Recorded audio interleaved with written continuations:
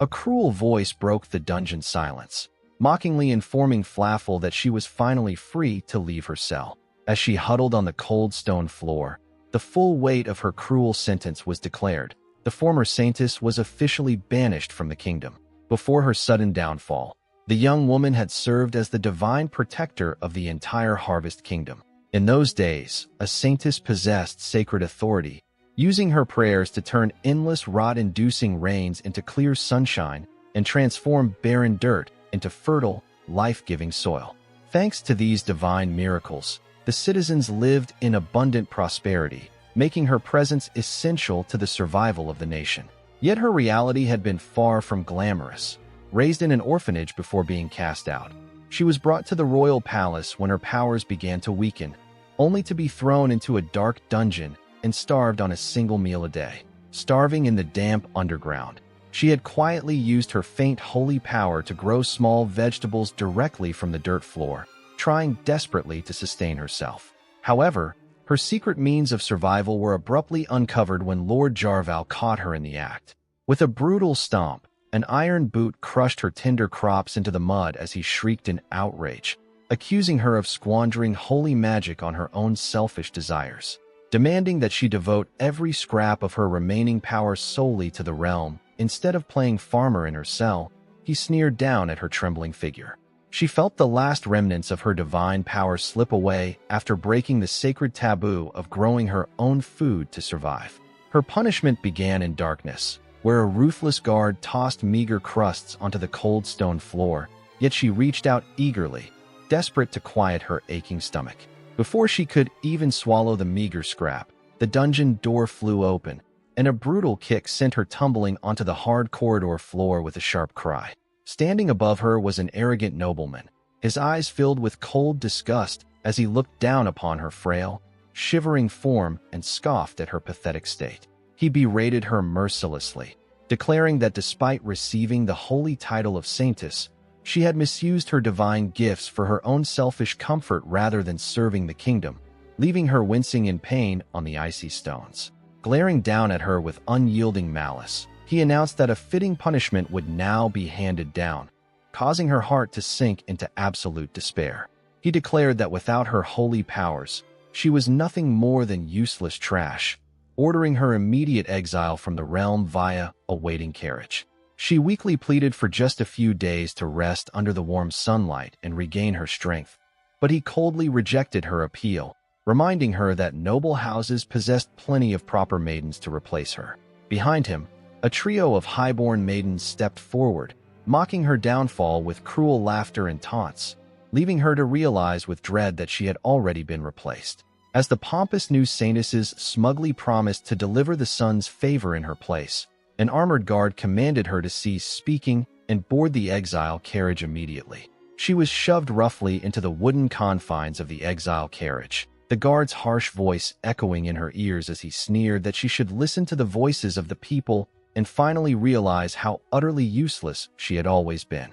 She huddled inside the carriage as it rattled through the city streets, the furious shouts of the citizens battering her from every side as they condemned her as a parasite living off their taxes, leaving her collapsed in hopeless despair. Her face grew deathly pale from the violent motion of the ride, prompting the guard to mock her nausea before threateningly leaning closer, declaring that a criminal tax thief like her deserved to suffer retribution. She gasped as the guard warned that throwing up inside would cost her life, only to be callously thrown through the open door and shoved onto the hard, unyielding ground outside.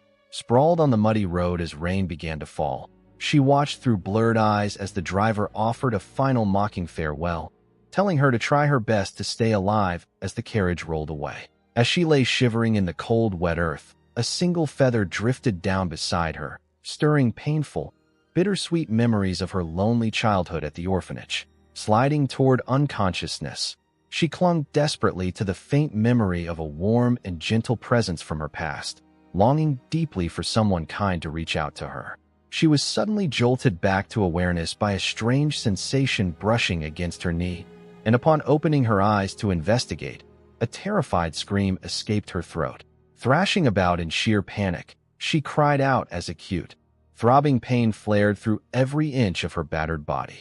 Hearing a calm voice gently urge her to relax and promise that the pain would soon pass, she looked up in tearful shock, weakly asking who had come to her side. She found herself lying on a comfortable bed as a sharp-looking physician gently examined her wrist, introducing himself as the royal doctor of the Riverside Kingdom sent directly by the king. Relieved by his reassuring checkup, she sat up with renewed vigor, her cheeks flushing as the physician confirmed her good health with a warm, gentle smile. As the physician instructed her to rest while he reported to the king, she recalled the bitter memory of her exile from the Harvest Kingdom and realized she had somehow been brought to safety within the borders of Riverside. Overwhelmed by comfort, she buried herself in the unbelievably soft duvet, rolling around in delight at a luxury she had not experienced in a very long time. Her gentle retreat was interrupted when a strikingly handsome man approached her bed, warmly asking how she felt after sleeping for several days straight following her rescue from the wasteland. Noticing his gentle demeanor, she suddenly realized that the lingering nausea and physical suffering from her ordeal had completely vanished, leaving her body light and revitalized. When she innocently inquired if he was the one who had saved her, the physician sharply scolded her to mind her manner of speech before the distinguished guest. The handsome benefactor was revealed to be King Frost II himself, leaving her wide-eyed in absolute disbelief at who stood before her. Flustered, she quickly offered a humble apology and expressed her deep gratitude, though the young monarch brushed off her formality with a modest, light-hearted smile, admitting he was merely a novice king.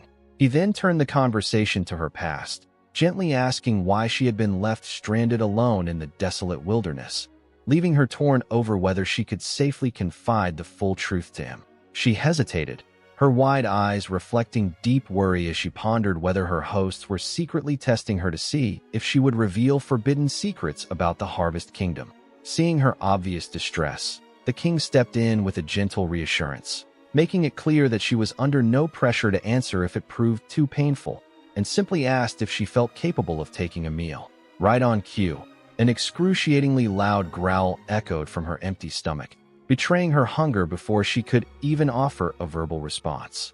Amused by the unmistakable sound, he chuckled softly and assured her that it was perfectly fine, deciding then and there that they would share dinner together. Shocked by his casual hospitality, she hesitated to address him by name, wondering aloud if a humble exile like herself was truly meant to eat alongside a king, to which he calmly insisted it was only natural.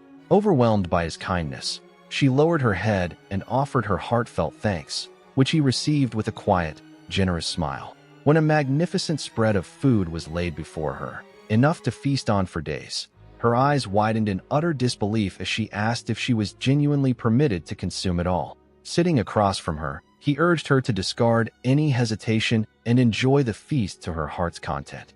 He explained that after the physician diagnosed her with severe malnutrition, he specifically requested light, soft meals, like delicate egg dishes, to ensure her recovering body would not be strained. Deeply moved by such meticulous care for her well-being, she thanked him once more before eagerly picking up her spoon, finally ready to partake in the comforting meal. She held her glowing cheeks in pure astonishment, her eyes widening as the rich, comforting flavors of the warm meal bloomed across her palate, a taste far more exquisite than anything she had ever known. Watching her radiant expression, the prince gently inquired about how she had managed to eat back in her past, prompting painful memories of scavenging cold scraps with bare hands and burning herself on rough food, to which he softly clarified that meals were meant to be savored properly. Touched yet bewildered by such unexpected kindness, she quietly asked why a noble ruler would go to such great lengths for someone like her. He merely replied that assisting a person in distress was standard decency, refusing to consider leaving her in misery. Having wiped her bowl clean to the last drop, she bowed her head in profound gratitude and murmured that this single meal would sustain her life for another 3 days, an assertion that left him quietly stunned at her meager standard of survival.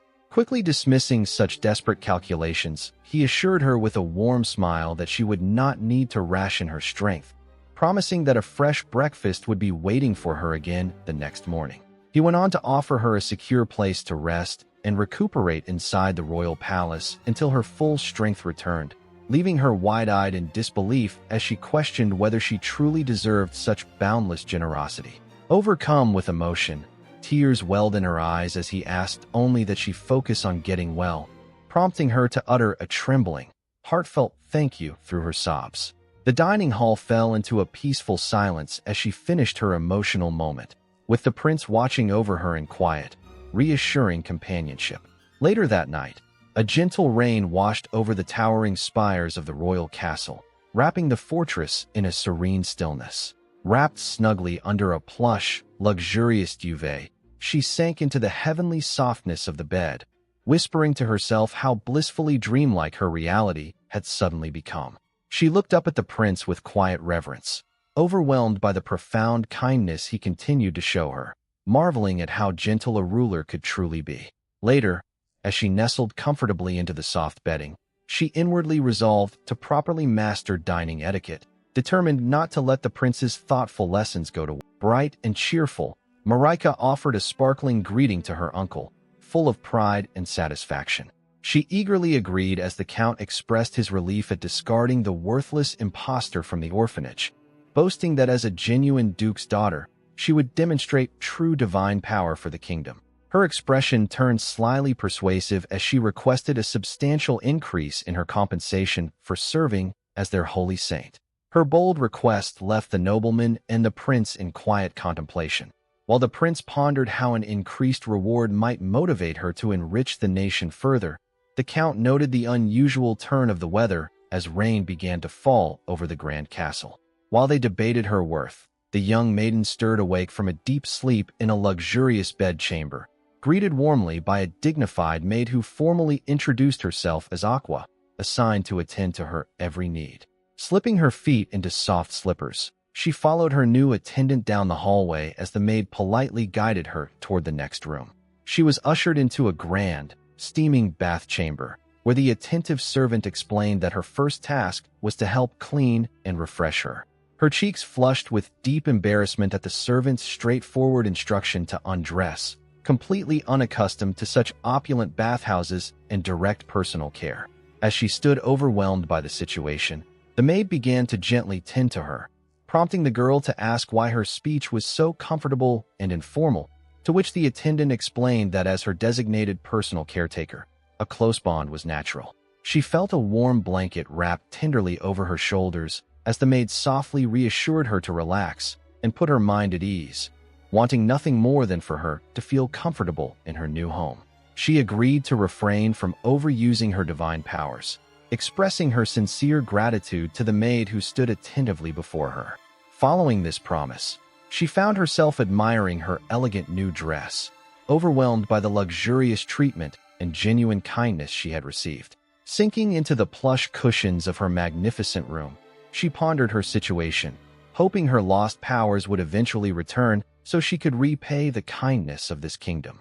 Deciding not to waste the day in idle reflection, she turned to her attentive maid with a sudden burst of enthusiasm, asking what they should do next. Driven by this new momentum, she leaned forward and grasped the maid's hands, eagerly asking if she could obtain some vegetable seeds or leaf cuttings. Faced with the maid's baffled expression, she proudly declared her true desire. She wanted to engage in agricultural work. Although taken aback by the unusual request, the maid thoughtfully suggested using the royal palace garden, prompting a delighted cheer from the young maiden. However, the maid gently pointed out that simply planting leaves would not yield vegetables, asking if she possessed actual agricultural knowledge and offering to inform the prince. Stunned by this revelation, she realized that surface soil worked differently than underground dungeon dirt, where her previous methods had sufficed, yet her excitement to work with the earth remained unshaken. Meanwhile, outside the quiet walls of her room, heavy rain began to pour steadily against the window glass. Clasping her hands tight in prayer, Flaflair resolved to offer her heart to the heavens, wishing fervently for harmony between the kingdom of Riverside and the sun, even if it seemed futile. Moments later, Aqua's urgent voice roused her from her slumber, pleading with her to look outside, where the relentless downpour had suddenly ceased. Aqua explained with bright enthusiasm that clear skies were a rare miracle in the Riverside Kingdom, a fact that left Flaflair thoroughly astonished. Looking out through the glass at the brightening sky, she quietly pondered whether her sacred power was truly gone or if this sudden shift in weather was merely a coincidence. Inside the quiet manor, Aqua noted how often Prince Folst spent his moments in quiet reflection, observing Flaflair engaged in her own gentle prayers.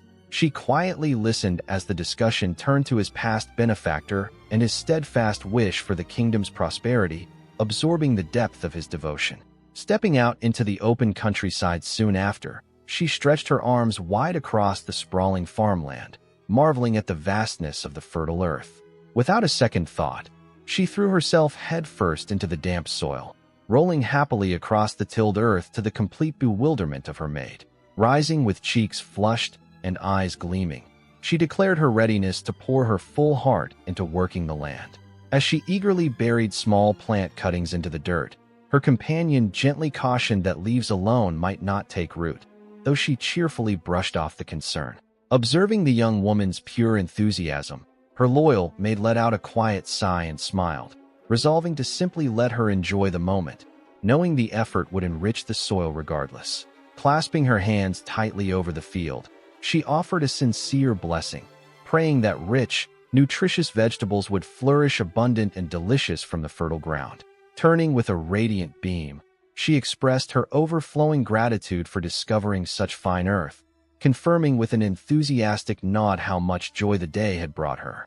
Walking side by side across the vast field toward home, the two discussed preparing a warm bath to clean off the dirt, concluding a heartwarming afternoon among the crops. As she rests after her industrious day in the soil, Aqua presents a full account of the events to Prince Folst in his moonlit study. He muses over the strange turn of events, remarking on how mysterious the young woman is, given how the rain miraculously ceased the instant she asked to visit the farm. Continuing his thought, he notes that he sees no issue with letting her use the garden behind the royal palace as she wishes, especially since the prolonged rains have left them short-handed. Listening quietly, Aqua teasingly asks if he simply wants to keep his favored guest as close to him as possible, prompting a flustered denial from him. Stepping closer, she presses the issue, questioning why the ruler of a nation would grant such special favor to a single woman, directly asking if he has fallen in love with her. She then solemnly points out the harsh reality of their situation, reminding him that the kingdom is currently suffering from a severe food shortage, warning him that public outcry will follow if citizens learn a foreigner receives special treatment. She awaits his response as he somberly acknowledges her point. Reflecting on his original intentions, he admits that he had only planned to offer her medical treatment and food, but circumstances have evolved. He recalls the journey back to the kingdom, remembering how he watched over her peaceful, sleeping face while she rested on the carriage seat. Insisting that his feelings are not love, he admits that she closely resembles a person he has long sought, prompting his companion to sharply accuse him of using her as a substitute. He insisted to his maid that his actions were not merely about giving special treatment to Flaflair, explaining that as a ruler, he owed a deep debt of gratitude to all citizens of the kingdom. Yet, as he envisioned her radiant face, he confessed that he couldn't help but feel their encounter was guided by fate itself. Aqua dryly pointed out that such overwhelming sentiment was nothing less than true love, leaving the prince visibly flustered and struggling for words. Deep within his mind, a vivid memory resurfaced of holding a trembling young girl, driven by an irrefutable inner urge that he had to save her at any cost. Letting out a soft sigh, the maid decided to stop pressing him, agreeing that saving a young woman was cause enough for his actions regardless of his deeper motives. When the young ruler offered to cover the expenses out of his own pocket, she gently reassured him that the people's trust in his leadership was deep enough to prevent any severe backlash. Her tone suddenly turned grave, however, as she remembered a troubling observation she had made earlier that morning.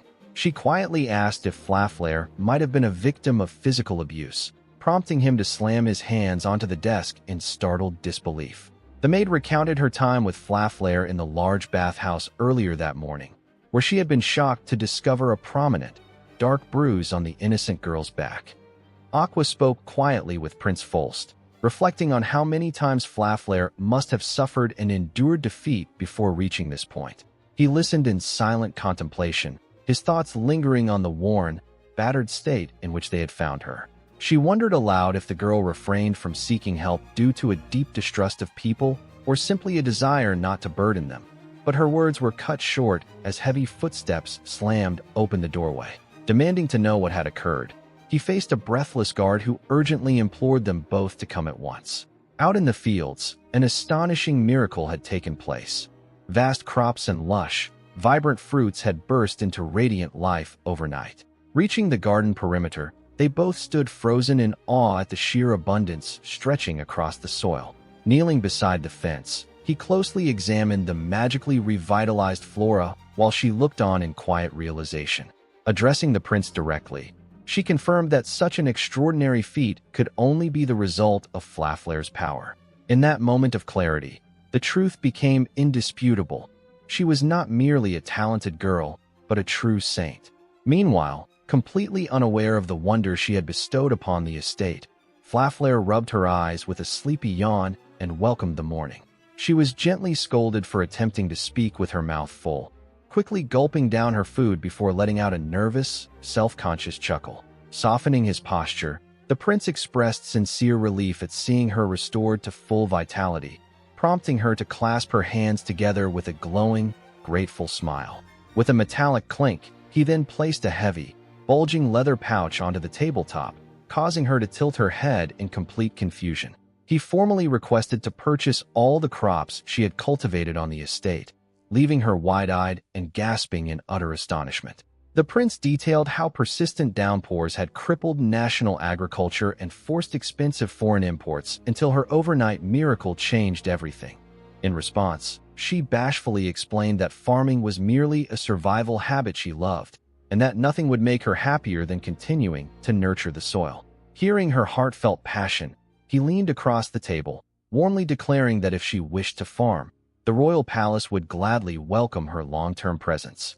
Overwhelmed by his proposal, she pressed her hands to her chest and asked if he was truly serious, to which he readily affirmed that he was the one seeking her assistance.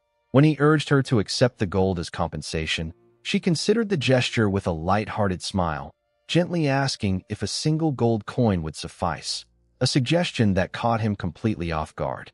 Overflowing with excitement, she threw up her hands and insisted that since farming was her personal joy, she shouldn't accept payment at all, offering that a single coin could cover even her future harvests. He protested that such an offer was far too low for her incredible contribution, yet she remained steadfast in her belief that working the land was reward enough.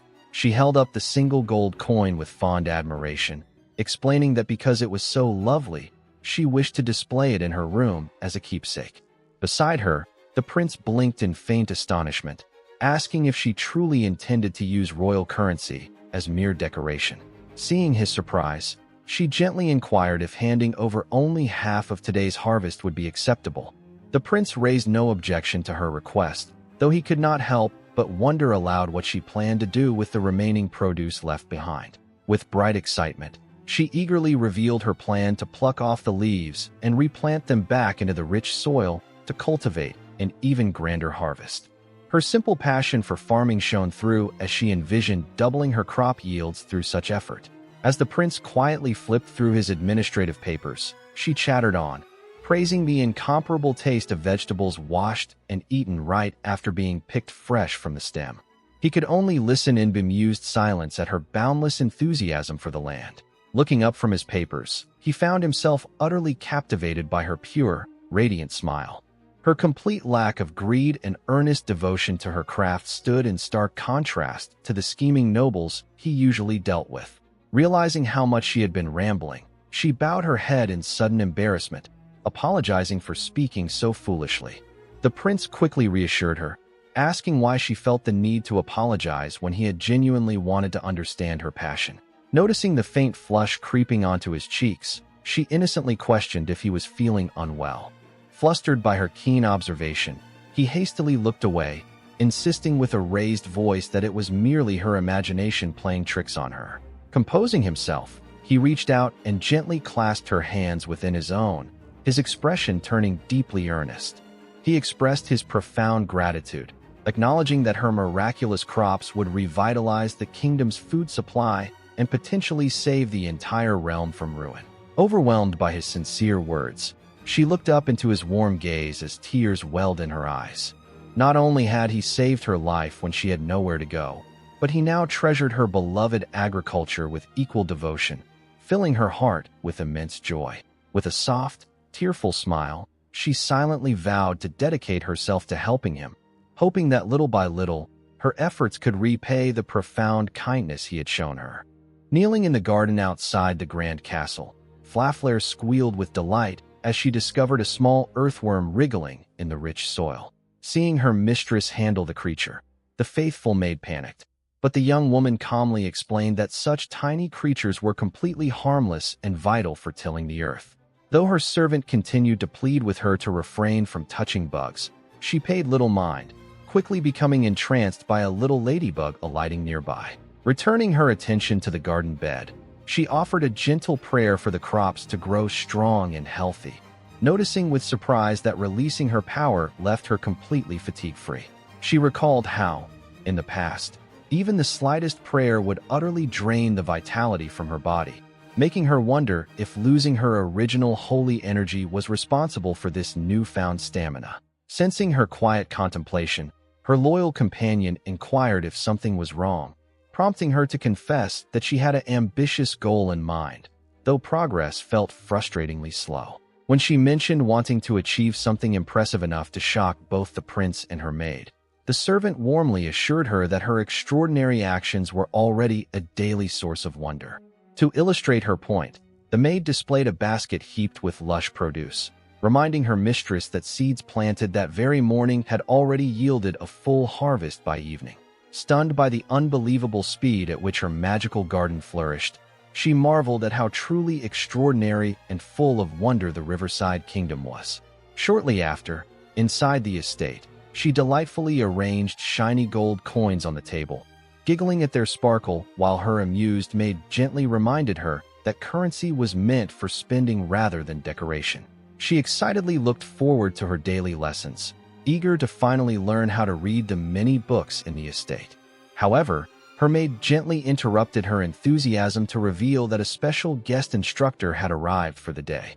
Stepping into the room, the prince himself offered to take over her reading and writing lessons, leaving her completely stunned by his unexpected presence. This surprising turn of events had stemmed from a conversation the previous evening, when the prince handed a freshly harvested crop to her maid, asking her to sample the yield from the young woman's miraculous harvest. Taking a hesitant bite of the crisp vegetable, the maid was instantly overcome with shock at its extraordinary taste and properties. Savory and remarkably sweet, the magical produce immediately washed away all of her lingering exhaustion, filling her with renewed vitality.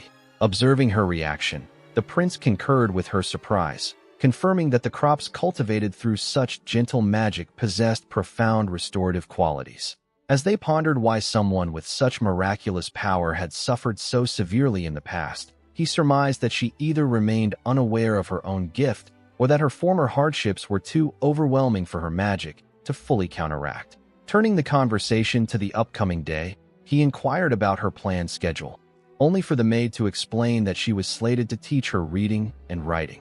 Hearing this, he promptly insisted on taking over the teaching duties himself, dismissing any concerns about his own demanding workload. Determined to free his schedule for her, he boldly declared his intention to pull an all-nighter and finish every last piece of paperwork, leaving her maid completely dumbfounded by his intense resolve. He admitted with a sly smile that he had already completed a good portion of the paperwork beforehand. Aqua could only observe with a sigh that he had clearly planned this calculated scheme from the very beginning. Bolstered by the invigorating magic of the crops, his energy remained high as he estimated finishing the remaining workload shortly. Realizing his mind was set, the dutiful maid offered her assistance, speeding through the rest of the documents at an incredible pace before humming happily on her way out. Free at last, the prince turned to Flaflair, proposing they begin her lesson immediately, to which she nervously assented. As he leaned over her to inspect the reading materials, his physical proximity sent her heart into a sudden, chaotic flurry. She flushed deeply, overwhelmed by how close he stood. Shaking off her fluttering nerves, She firmly patted her glowing cheeks to regain her focus. Recognizing the effort he had made to clear his schedule just for her, she resolved to cast aside her distractions and take the tutoring session with utmost seriousness. A detailed instructional chart featuring standard written characters was laid out on the table to begin the lesson. Sitting together in the bright study, Prince Folst explained that he had used this very chart when he first learned to read, encouraging Flaflair to review it. He pointed carefully to individual characters on the sheet, guiding her through the basic sounds one by one. Grasping the concept almost instantly, the young woman beamed with satisfaction, expressing confidence that she could now read books without trouble. Though he reminded her gently that one quick glance was hardly enough to master reading, she credited his clear and accessible teaching method for her fast understanding. Deciding to test her, he selected random symbols across the page, but she identified every single character correctly without a moment of hesitation. Stunned by her flawless performance, a sweat drop formed on his brow as he acknowledged her perfect score, while she politely thanked him for the lesson. He openly admitted how astonishing it was that she retained everything after seeing it only once, though she merely smiled in response. Leaning over the table with an innocent expression, she asked whether a pupil ought to be punished if they failed to memorize the letters on their first try. The prince reacted with complete astonishment to her sudden remark, while she calmly pointed out that individuals surrounding royals are typically expected to learn everything immediately. She watched as Prince Folst fell silent, his eyes reflecting deep concern before he softly asked if she had repeatedly suffered such hurt in the past. Realizing the prince's solemn reaction, she suddenly panicked inside, wondering if she had said something strange and if light punishments like missing a meal were not standard practice after all. Desperate to fix her slip of the tongue, she tried to laugh it off with a nervous smile, stammering that by punishment, she merely meant having a meal reduced slightly. Seeing her flinch as his hand reached gently toward her, he responded with a soft, grave quietness. Gently taking her hands into his own, he asked who could have treated her so cruelly. Though she longed to speak the truth, she hesitated, fearing that exposing her past mistreatment might damage delicate diplomatic ties between their countries. Sensing her intense anxiety, he reassured her that she never needed to speak of things she wished to keep hidden, nor did she have to succeed at everything immediately, emphasizing that making mistakes was perfectly acceptable. Continuing his gentle speech, he admitted that even he failed at times, yet he was never severely scolded for it, reminding her that failure is simply a natural experience every person goes through. Firmly promising that he would never reprimand her over a mistake or two, he left her staring up at him in wide-eyed wonder, softly asking if he truly meant it. Reaching out, his hand tenderly stroked her hair, acknowledging just how painful her life must have been up until now. Overwhelmed by his warmth and understanding, she finally let her composure shatter, sobbing softly as she confessed just how deeply painful her past had truly been. She wept tears of quiet relief as the realization sank in. She no longer had to live in constant fear of brutal punishment for every minor mistake. The haunting memories of being locked away in a dark, freezing dungeon faded, replaced by the gentle comfort of her new reality. It was this compassionate nobleman who had truly saved her from that miserable existence, extending a gentle hand when she needed it most. Sometime later, within the grand royal castle, bustling attendants prepared for a remarkably special occasion. As she was dressed in a stunning, elegant gown, she voiced her modest concern that such fine clothing felt out of place on her, but her maid warmly reassured her of how lovely she looked. Dressed with regal grace, she made her way through the polished corridors toward the audience chamber, wondering what important matter the prince wished to discuss. Stepping inside, her eyes widened in surprise as the prince turned to address her, apologizing for the sudden summons. Observing him dressed in full formal attire, she listened intently as he explained that he wished to properly thank her, revealing that the crops she cultivated on the farm had invigorated everyone who ate them. When the prince suggested that her vegetables possessed a strange power, she tilted her head in gentle bewilderment, reflecting on how she had simply enjoyed tending to the soil. Standing together in the grand throne room, the prince formally announced his intention to officially commend her efforts before the entire royal court. Standing in the formal audience hall, Prince Folst expressed his heartfelt gratitude to the young woman for her tireless efforts in bringing prosperity and safety to the kingdom of Riverside. He then opened a small presentation box, offering a special reward beyond monetary compensation, to which she eagerly promised to continue giving her all, while he voiced great expectations for her future. Inside the open box, she discovered a polished, circular metal finely engraved with her name. As she marveled at the emblem, the prince explained that this royal palace medal served as official proof of recognition, granting her free access to various royal amenities. With a playful wink, he casually mentioned that the kingdom's hot spring facilities were among those complimentary privileges. She gasped in pure delight, her eyes sparkling brightly at the prospect of enjoying the palace's grand hot springs. Leaving the hall, she ambled through the stone courtyard alongside her faithful maid, happily tossing her new medal in her palm as they made plans to visit the hot springs immediately. As their excitement grew, she urged her companion to join her in the relaxing bath, though the orderly maid softly reminded her to maintain decorum and keep her voice down within the palace grounds. Upon reaching their waiting carriage, she bounded forward enthusiastically to greet the horses, prompting her cautious maid to warn her against stepping too close to the large beasts as they prepared to depart. She let out a soft, disappointed sigh as she looked around the surprisingly quiet grounds of the royal resort. Having expected a bustling, lively atmosphere around the public spa facilities, she could not hide her pout upon finding the courtyard nearly deserted.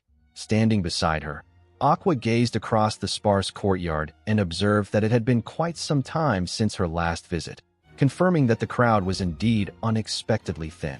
Curious, the young noblewoman inquired why that might be, guessing that perhaps local citizens simply could not afford the entry fee or did not care for bathing, though Aqua expressed doubt about both theories. In truth, the kingdom of Riverside endured constant rain throughout the year, and this year's nonstop downpours forced the populace to work continuously without pause, leaving them with no opportunity to enjoy a relaxing bath even if they desperately craved one. Understanding the weight of their burden, she pondered deeply on what could be done to alleviate the hardship facing the kingdom's hardworking people. Aqua pointed out that the issue stemmed from a broader food shortage, explaining that although crops from the royal farm were distributed to the citizens, the supply alone was insufficient to sustain the entire population of Riverside. Hearing this, Flaflair offered to begin helping out at the other local farms starting the very next day, prompting Aqua to ask if she intended to provide her aid without seeking any form of payment once more. Aqua gently cautioned her, explaining that while her selfless nature was commendable, offering free labor could cause resentment among citizens who were charged, ultimately creating unwanted conflict and complications for everyone involved. Reassured by Aqua's offer to manage the financial arrangements and compensation details herself, Flaflair gratefully agreed, happily placing the matter in her trusted maid's hands. While she was focused on aiding the local farmers across the Harvest Kingdom, relentless downpours continued to rot the crops in the fields.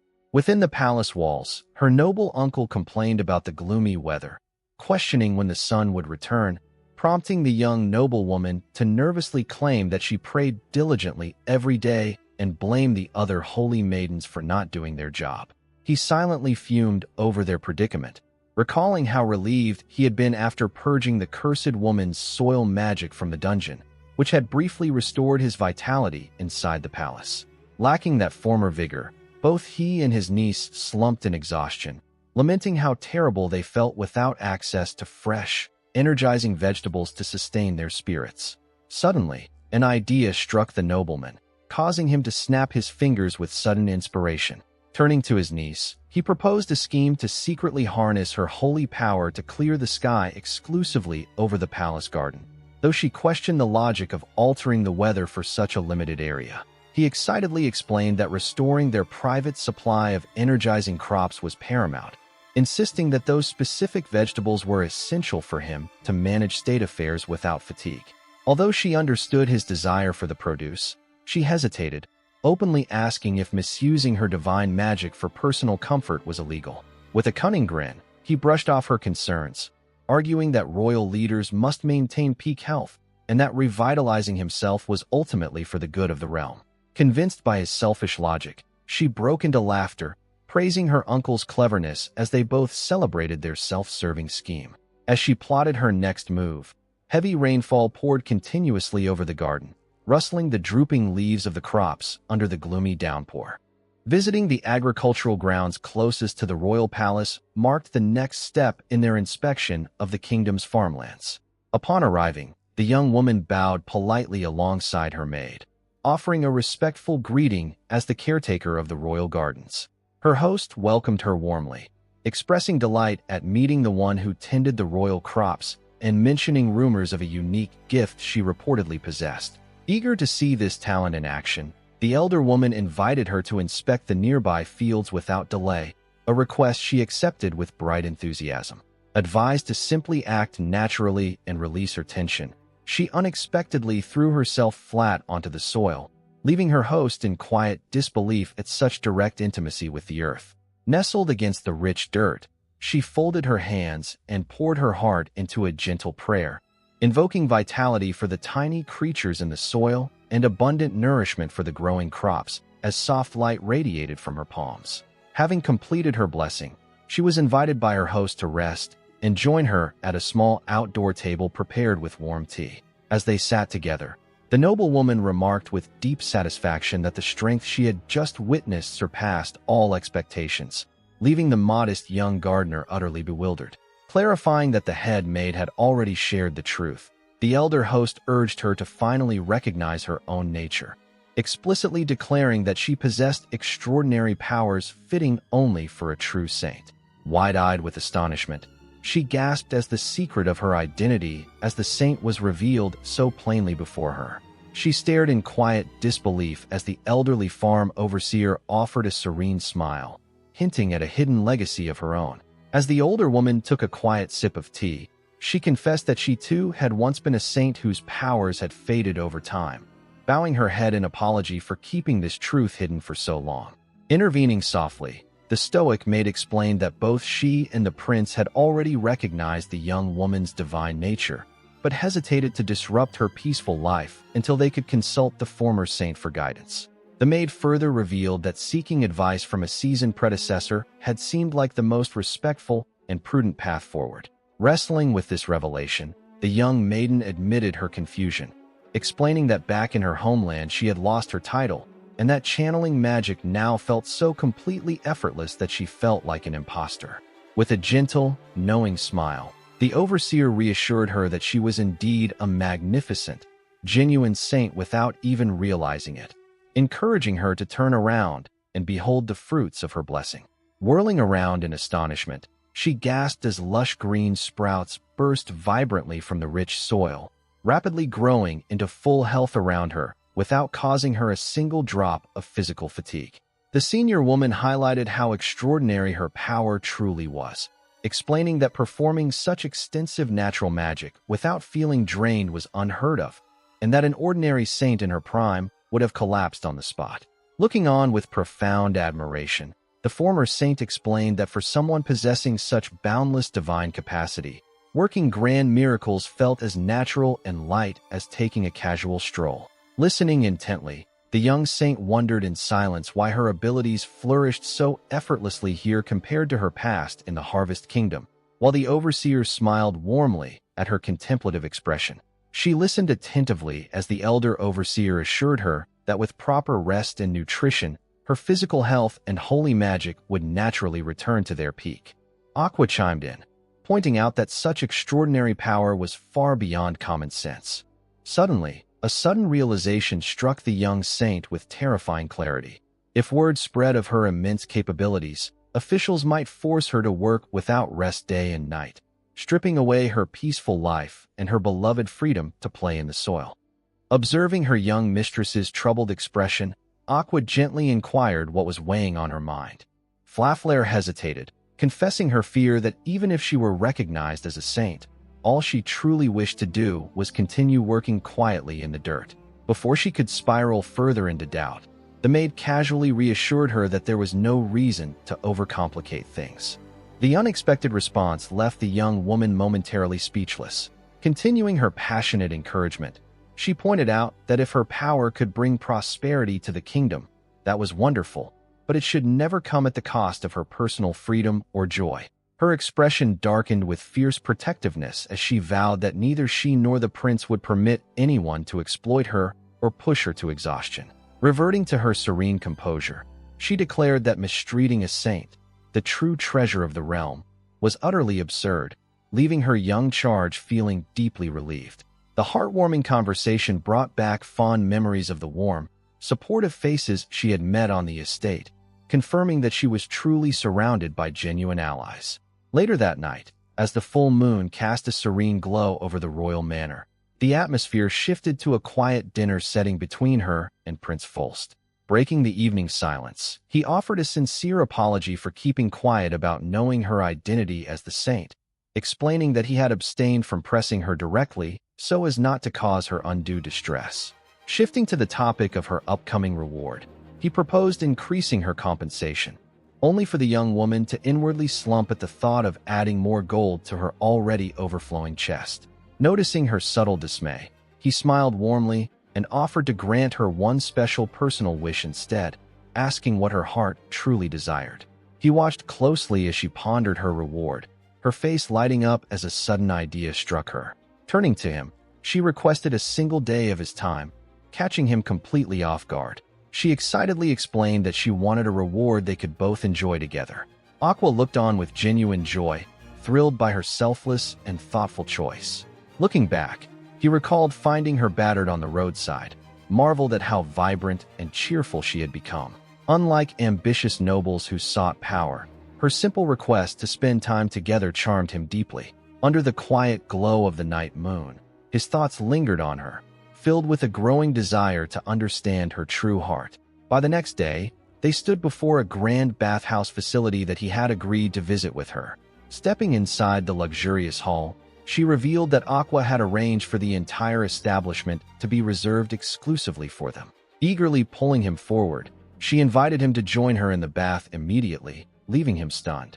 He reeled in flustered shock upon realizing they were standing in the women's bathhouse, wildly questioning if she truly intended for them to bathe together. Flaflair innocently reminded him that the entire facility had been reserved for their private use, casually shedding her dress right before his eyes. Overwhelmed by her complete lack of hesitation, he shielded his blushing face in a panic, his heart hammering against his ribs as he wondered if she was deliberately trying to seduce him. Desperate to restore order, the young prince demanded to know what she was thinking, insisting this was entirely improper.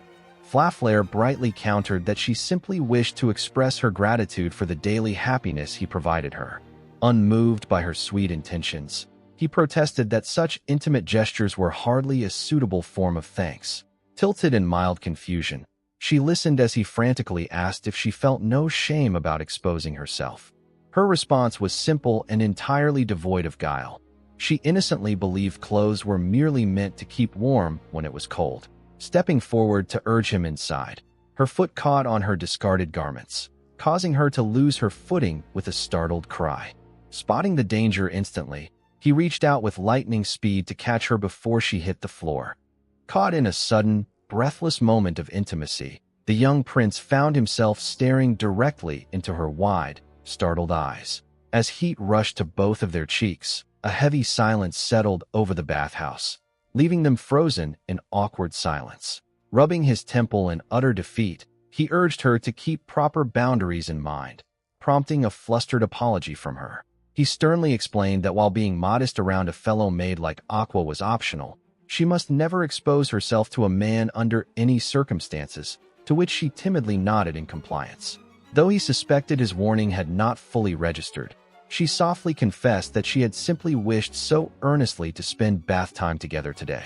Gently lathering shampoo through his hair, she mentioned with a smile how comforting it felt whenever Aqua washed her own head. The gentle sensation stirred a faint memory in his mind of someone washing his hair long ago, and he admitted aloud how soothing her touch was. Pleased by his reaction, she gleefully pointed out that his face finally wore a completely relaxed expression. Settling fully into the warm water beside her, he offered a quiet word of gratitude, causing her cheeks to flush bright red with embarrassment. Soaking up to her chin in the cozy bath, she softly pleaded to stay just a little while longer when he asked if it was time to leave. As she sat motionless in the warm water, the prince called out her name, noticing how quiet and still she had suddenly become.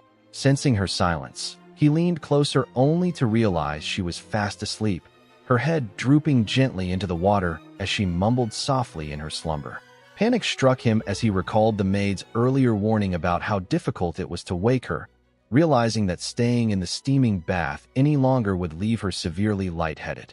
Acting quickly, he gathered her limp body into his arms and lifted her out of the bath, his own heart pounding heavily against his chest at the sudden closeness. After dressing and tucking her safely into bed, he sat at her side, contemplating the hardships she must have endured while noticing an old mark upon her skin. Softly stroking her fine hair, he admired her quiet resilience, silently offering his respect for the hidden strength she carried within. Abruptly breaking the peaceful moment, she sat upright with a sudden start, stretching wide and completely oblivious to how deeply she had been sleeping. Meanwhile, far across the region, rain washed over an aristocratic estate where a powerful noble called upon his young daughter with an unexpected request. Duke Harmel informed his daughter Marika that she was to be sent away to the neighboring riverside kingdom, leaving the proud young noblewoman thoroughly stunned. When she indignantly protested being dispatched to an impoverished land lacking even a saintess, her father firmly clarified that showcasing her holy magic in such a harsh domain would serve as a grand display of their family's divine power to foreign realms.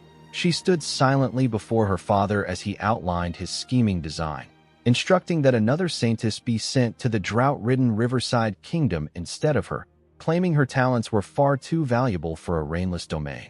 Continuing his ambitious monologue, the Duke explained that by eliminating competing saintesses and positioning his daughter as the sole divine pillar supporting the Harvest Kingdom, their house's political sway would reach unprecedented heights. Questioning the wisdom of this gamble, the young noblewoman wondered if the remaining maidens could bear the kingdom's burdens alone, but her father casually dismissed her concerns, claiming the stamina-restoring vegetables grown by his brother would sustain them, though she inwardly noted that the recent harvest lacked its usual magical potency. Realizing the grave implications, she knew that without proper magic or potent crops to restore their energy, the remaining maidens would inevitably collapse under the relentless demands of their sacred duties.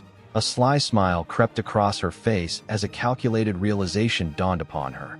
If the other saintesses failed spectacularly, her own absolute necessity and rise to supreme power would be guaranteed. As the horse-drawn carriage rolled steadily down the road toward the distant silhouette of the castle, the young noblewoman gazed out the window, noting that the journey to the Riverside Kingdom had proven longer than anticipated. She recalled the parting words of her royal companion before setting off, reminding her of their plan to demonstrate the immense power of a saintess and secure their foothold in the realm. Glowing with pride, she envisioned the awe of the populace, anticipating how everyone would come to realize her indispensability once they witnessed her divine blessings. Her thoughts briefly drifted back to the Harvest Kingdom and the banished saintess left behind in the wilderness, though she quickly dismissed the outcast's fate as inconsequential to her own glorious ambition. Turning her attention back to the present, a sudden wave of confusion washed over her as she looked up at the bright, clear sky, contrasting sharply with rumors of perpetual gloom over Riverside. Eager to inspect the situation, she expressed her desire to tour the local agricultural lands, even as her companion reminded her of how past torrential rains used to submerge those very fields like vast lakes. As the majestic gates of the capital loomed ahead, her excitement only grew at the prospect of witnessing firsthand the plight of the kingdom she intended to rescue. Near the city checkpoints, however, local guards chatted cheerfully among themselves, celebrating an unprecedented streak of radiant, pleasant weather that made their duty enjoyable. Overhearing their lively conversation and warm well wishes, she could only nod along in bewildered silence, stunned by the stark contradiction between reality and her expectations. With the carriage continuing along the paved road toward the countryside, she maintained her resolve, confident that the lush surrounding farmland would soon reveal the true extent of the kingdom's condition. She stared in total disbelief as a massive harvest of oversized, vibrant vegetables practically burst from the soil right before her eyes. Her attendant suggested that the soil must simply be treated with expensive high-grade fertilizer, as constant rain could never naturally produce such lush crops, but she refused to accept it, insisting that such a thriving yield without divine aid was impossible.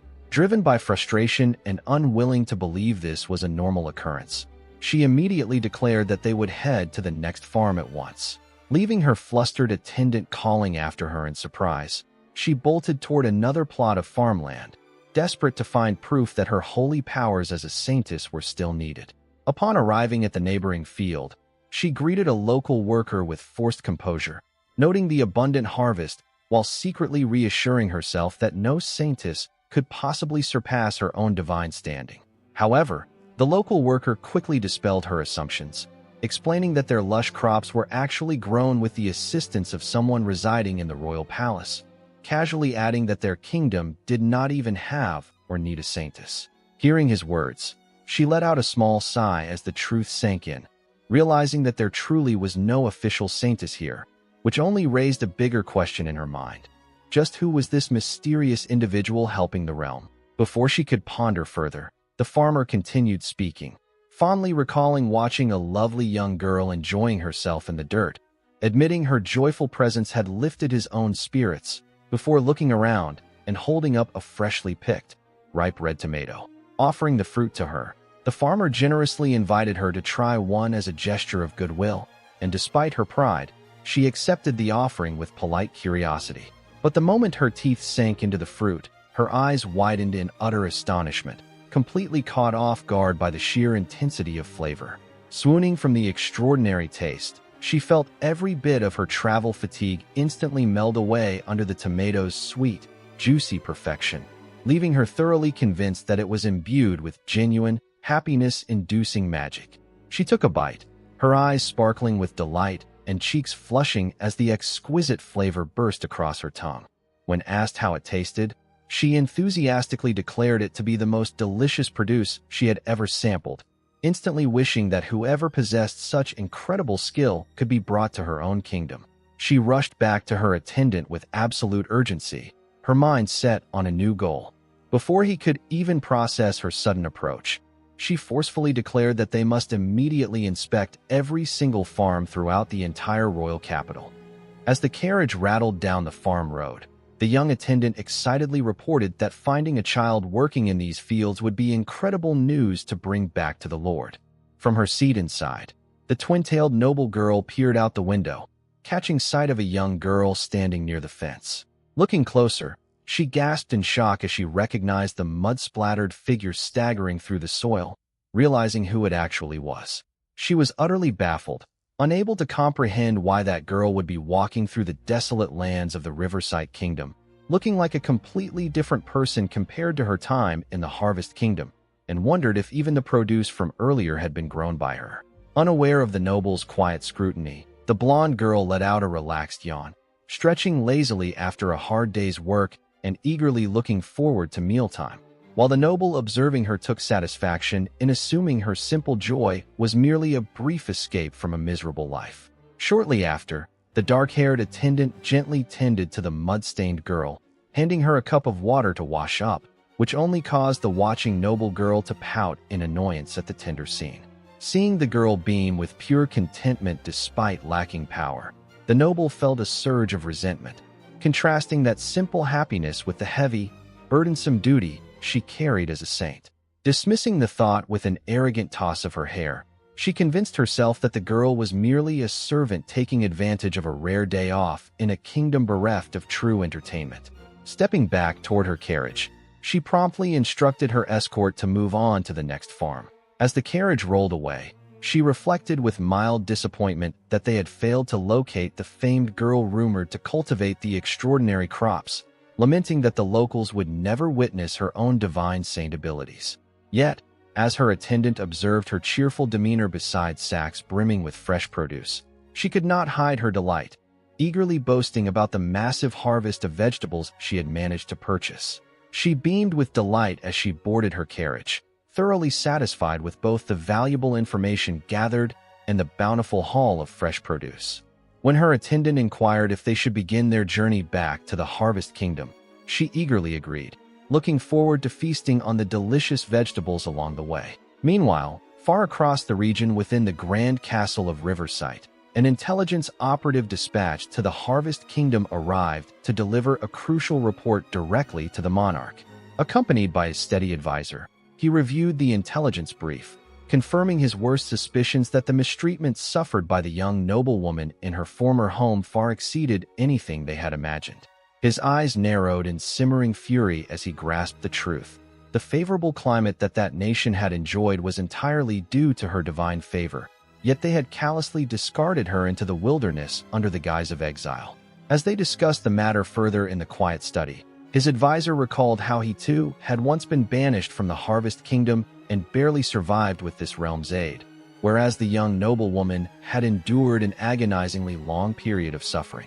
Closing her eyes solemnly, she remarked that it was only through his timely intervention that the young noblewoman was saved, noting that without his keen intuition and decisive action, her fate would have been grim. He mused over the strange nature of his intuition, recalling how during his own exile, a mysterious guidance had led him directly to food, water, and ultimately this kingdom, a feat that felt like nothing short of a miracle. Shifting the mood, the advisor teasingly questioned why that brilliant intuition had been entirely absent during his recent predicament in the public bath, prompting an embarrassed outburst from him as he vehemently denied any wrongdoing.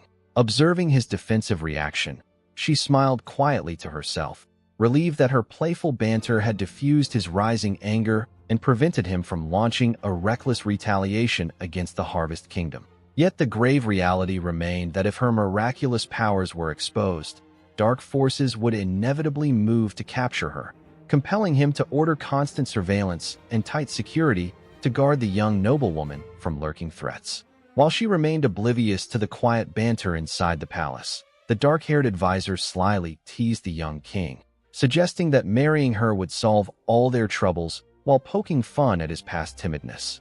Flustered and red-faced, he blurted out a frantic plea for her to stop teasing him. Recovering her composure with a light chuckle, the advisor assured him it was merely a joke before agreeing to bolster security around the young maiden, especially with curious crowds beginning to gather outside. Shortly after, looking out toward the clear sky, the king called out to her directly, asking if she had a moment to speak. Turning to him with curious eyes, she asked what he needed. He explained that heavy rains had recently been pouring relentlessly over the Harvest Kingdom despite their 3 recognized saintesses, asking if she had been the true force praying for their weather all along, a fact she quietly confirmed. Considering the full extent of her divine power, he then pressed further, asking if she had ever received proper compensation for saving her former homeland from disaster. With a quiet, hesitant look, she softly asked why he wished to know about her past in the Harvest Kingdom. In response, the young ruler explained the unsettling rumors reaching his court regarding that distant realm. He revealed that depending on the truth behind these reports, he was considering severing all diplomatic ties, but first wished to hear her personal perspective as someone who had lived there. Hearing his stern intention, she looked up with an earnest request, seeking a firm promise before speaking further. She asked him to swear that no matter what shocking truth she revealed, he would not react impulsively or seek out a violent confrontation. To ease her worries, he solemnly vowed that regardless of what she disclosed, he would refrain from punishing or seeking retribution against the people of the Harvest Kingdom. His dark-haired advisor joined in, assuring her that she would personally restrain him if his anger ever got the better of him. Reassured by their vows, she softly began her confession, admitting that her daily compensation in her former homeland had consisted of nothing more than a single piece of bread or leftover scraps. Her casual mention of such mistreatment left both the king and his attendant utterly dumbfounded, their expressions freezing in sheer disbelief. Unaware of their shock, she innocently added that she used to only receive worn-out hand-me-downs, making the beautiful golden ornaments she received here feel like a grand blessing. Unable to contain his horror, he blurted out a question, demanding to know where exactly she had been kept after being taken away, horrified by the sudden suspicion that she had been locked in a subterranean dungeon. The sheer absurdity and cruelty of her past echoed through the grand halls, surrounding the royal palace in an aura of intense shock. Continuing her tragic tale, She recounted how Prince Jalval had forced her to channel her sacred powers within a dark underground prison under the guise of protecting the realm alongside other maidens. She explained how she was ultimately discarded like garbage, falling ill inside a transport carriage until they simply abandoned her on a desolate roadside, where she remained until kind souls rescued her in this land. Deeply moved and outraged by the terrible ordeal she had endured, the king and his advisor stepped forward to gently embrace her, swearing in silence that she would never suffer such cruelty again. As she listened, the king declared with fiery indignation that he would never forgive the Harvest Kingdom, asserting that all diplomatic ties with them were officially severed. He quickly reassured her that he would honor his promise not to seek petty vengeance, though he noted that without intervention, the Harvest Kingdom would likely collapse on its own. Across the border, relentless downpours continued to batter the Harvest Kingdom, threatening its very existence now that its delicate balance had been shattered. She offered her own quiet theory, explaining that the 3 remaining holy maidens were likely overwhelmed by the sudden strain in her absence. Hearing this, the monarch confessed his lingering fear that once the enemy realized her true value, they might attempt to abduct her, which was why he had assigned so many guards for her protection. Touched by his concern, she expressed her gratitude for his compassion, only for him to passionately proclaim just how deeply he cherished her presence. Caught off guard by his own outburst, he flusteredly apologized, admitting that the thought of losing these peaceful days broke his heart, leaving her breathless at the realization of his sincere feelings. Softening his tone, he gently shifted the topic, inquiring whether she had spent her early life in an orphanage. She confirmed with a faint, gentle smile, noting that it had only been during her early childhood. Memory drifted back to those distant days, recalling how she was taken under the former king's reign to comfortable quarters that gradually withered into a gloomy underground prison. She admitted that compared to the other orphans, her own fate had been somewhat merciful, as she had learned that all the other children from her former orphanage were discarded without remorse. Yet, her eyes brightened as she recalled one particular boy who had treated her with immense warmth and kindness, someone who shared the king's sharp intuition, giving her hope that he might still be alive somewhere. As she sought confirmation, praying he might be somewhere within this very kingdom, the young monarch gently assured her that the boy was indeed alive. Before she could ask to meet him, the sovereign pulled her into a warm, protective embrace, whispering that her cherished childhood companion was right here. Overcome with emotion and tears in his eyes, he apologized deeply for failing to recognize her until now, finally revealing that he was the older brother she had remembered. Shocked beyond words by this astounding revelation, she froze in his arms, her eyes widening in utter disbelief as the unexpected truth set in. Faint memories of her earliest years at the orphanage remained shrouded in fog, yet one warmth stood out distinctly: the unwavering presence of her beloved older brother. Running toward him with boundless excitement, she remembered how he would always greet her with open arms, delighting in every playful moment they shared together outdoors.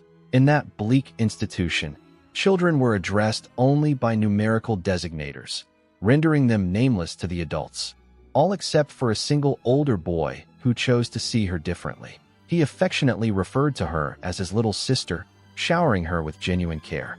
Though no shared blood bound them together, she instinctively came to rely on him as her true brother. Daily life was filled with simple joys, from washing off the day's grime in wooden tubs to tossing playful bursts of soap suds back and forth with laughter. Though living conditions at the orphanage were harsh, his companionship transformed every hardship into fond memories. Yet, late one night, a sudden nightmare broke her peaceful slumber. Trembling in tears over a dreadful dream of being trapped all alone in darkness, she found immediate comfort as he wrapped his arms around her, promising to protect her forever. Clinging tightly to his side under the warm covers, she whispered a wish for tomorrow to be just as joyful, a prayer he gently echoed as they vowed to remain together always. That gentle glow of shared warmth remained a sacred sanctuary in her heart, an unbreakable bond forged in the midst of adversity. Snapping back to the present within the grand hall, she looked up into his familiar eyes and sought final confirmation, to which he offered a soft, reassuring affirmation. She listened intently as he recalled how, back in their childhood when neither had an official name, They had shared unique titles known only to them. A memory, she joyfully confirmed, remembering how he was the only one who called her his little sister. Hearing her confirmation, a tender smile softened his expression as he felt a profound wave of relief, knowing without a doubt that he had finally found her. Tears spilled down her cheeks as she buried her face into his chest, weeping aloud and confessing just how desperately she had yearned to see him again through all those lonely years. He held her tightly in a warm embrace, reassuring her of his presence, while the dark-haired attendant observed the tearful reunion with a gentle smile, expressing her sincere happiness that her monarch had at last located the person he had sought for so long. Sensing the depth of their bond, the attendant thoughtfully offered to step outside to grant them privacy, leaving the young ruler briefly flustered by her considerate departure. Remaining close in his comforting arms, she quieted her sobs and gently inquired about his past, asking how he had survived after hearing rumors that everyone from the orphanage had been abandoned outside the capital. Reflecting on the harrowing ordeal, the young woman recounted how the orphans had trudged on for days, relying solely on instinct until miraculous supplies of food and water allowed them to finally reach the safety of the Riverside Kingdom. Embracing her brother with deep gratitude, she expressed her profound relief upon learning that everyone from the orphanage was now living peacefully under the kingdom's care. Far beyond the serene borders of Riverside, a relentless downpour battered the stone walls of a neighboring realm, casting a gloomy shroud over its towers. Among the rain-slicked streets, frustrated voices cried out in desperation, wondering how long the endless storm would last and fearing the total collapse of their nation without the saint's divine light. Within the royal corridors, an advisor questioned Lord Parmel, asking why he had permitted Millie to go on a journey when the kingdom desperately needed her, noting that the other maidens were far from capable. Clenching his teeth in growing panic, the noble realized his grave miscalculation. He had sought to banish Millie to elevate another saint, but no one could replace her true power. He lashed out defensively, complaining that the public's wrath was falling directly upon him, while his companion reminded him that Millie's power was currently benefiting the neighboring kingdom of Riverside instead. Losing his composure completely, he shouted that their immediate priority was restoring sunlight to the Harvest Kingdom before his foolish actions brought further ruin upon them all. A sharp knock broke his tirade as a uniformed guard entered the room, interrupting the tense argument to announce an urgent message. An elder statesman approached with grave news, informing Parmel that pressing matters demanded immediate attention beyond his control. He sat in stunned silence as the Prime Minister attempted to intervene, only to be abruptly brushed aside. Following the brief, tense confrontation, the king strode away down the grand hallway without offering a single word of explanation. Collapsing to his knees in fury, the disgraced noble swore vengeance against his elder brother for treating him like a fool, vowing to drag the king from his throne.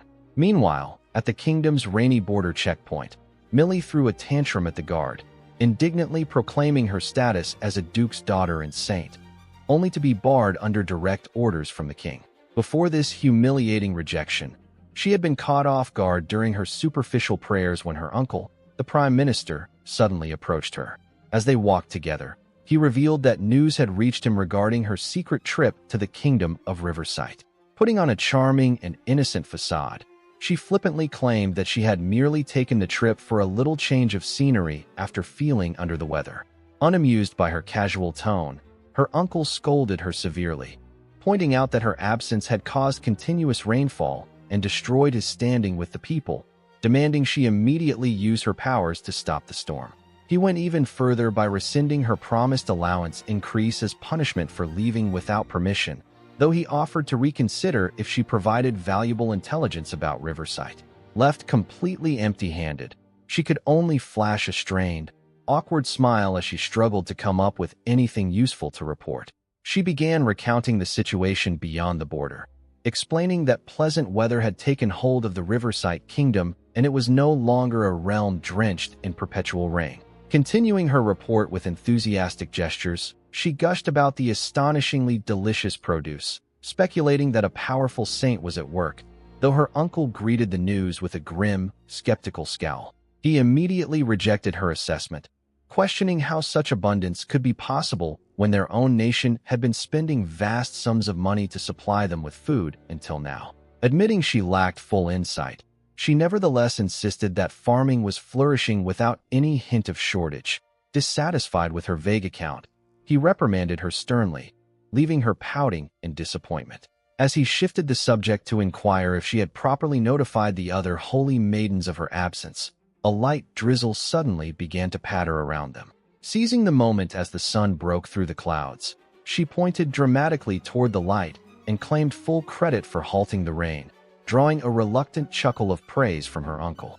Clutching her remaining bags tightly, Millie timidly admitted she had eaten most of the provisions during the journey, leaving only a few souvenirs for her father and the others. Lord Parmel merely chuckled, pointing out that in an agrarian kingdom, vegetables were brought in massive quantities anyway. Stepping forward near the waiting carriage, the arrogant lord abruptly declared that he would be confiscating everything she had brought. Shocked by his callous demand, she gasped in disbelief, protesting against the sudden seizure of her gifts. He scoffed, placing the confiscated goods aside, while complaining that his reputation had already suffered greatly because of her.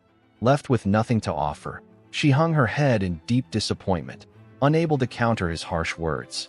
Far from that unpleasant encounter, her brother reflected on his long search, explaining how he had tirelessly sought the younger sister who was taken away from the orphanage so many years ago. Ever since being taken in by the kingdom, he had pushed himself relentlessly, studying day and night to achieve a high political status so he could easily access restricted information and track her down.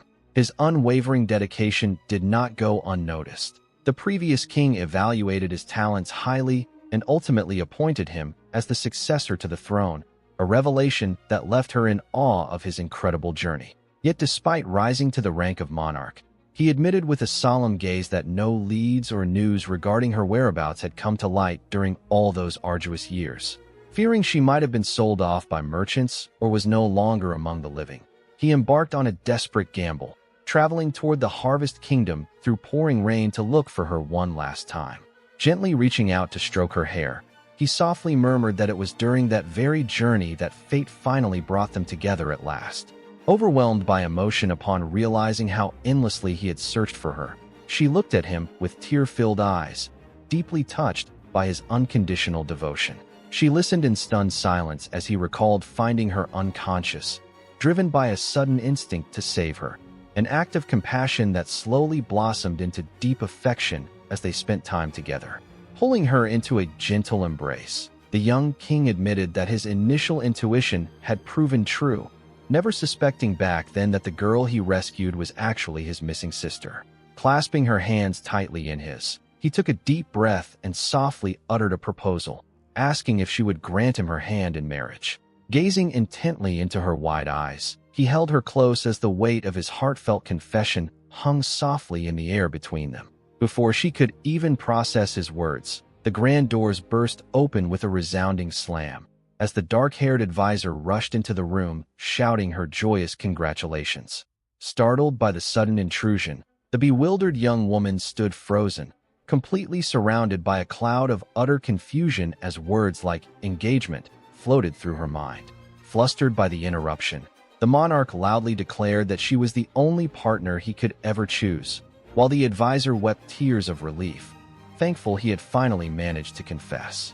Blushing furiously, he turned back toward her with a nervous sweat, sheepishly asking her to wait just a moment before drawing any conclusions. Her mind reeled in absolute shock as the full reality dawned on her, that her own brother, King Forst, was proposing an actual marriage to her. Overwhelmed by the chaotic turn of events, she collapsed onto the floor in a comical heap, her head spinning as her thoughts completely overloaded.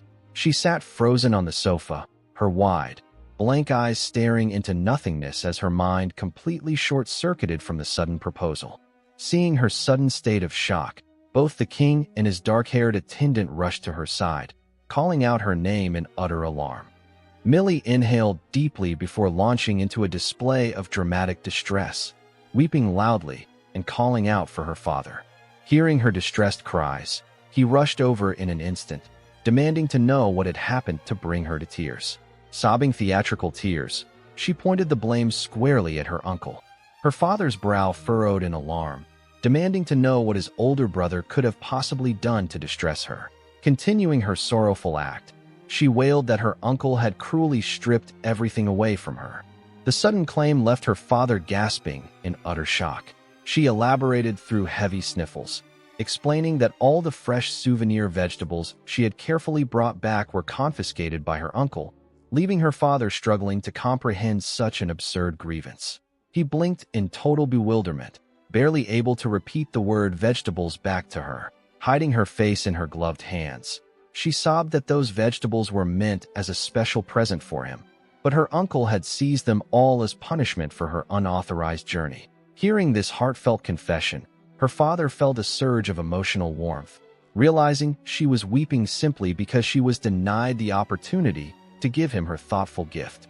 Driven by sudden, protective outrage, he embraced her tightly, fiercely vowing that making such a sweet and considerate daughter cry was a crime he would not forgive. Her tearful expression instantly transformed into a bright, sparkling smile, excitedly asking if he would truly get revenge on her uncle, to which he firmly agreed. Having successfully manipulated the mood, she listened attentively as her father composed himself and pivoted back to official matters, asking for her report on the state of the Riverside Kingdom.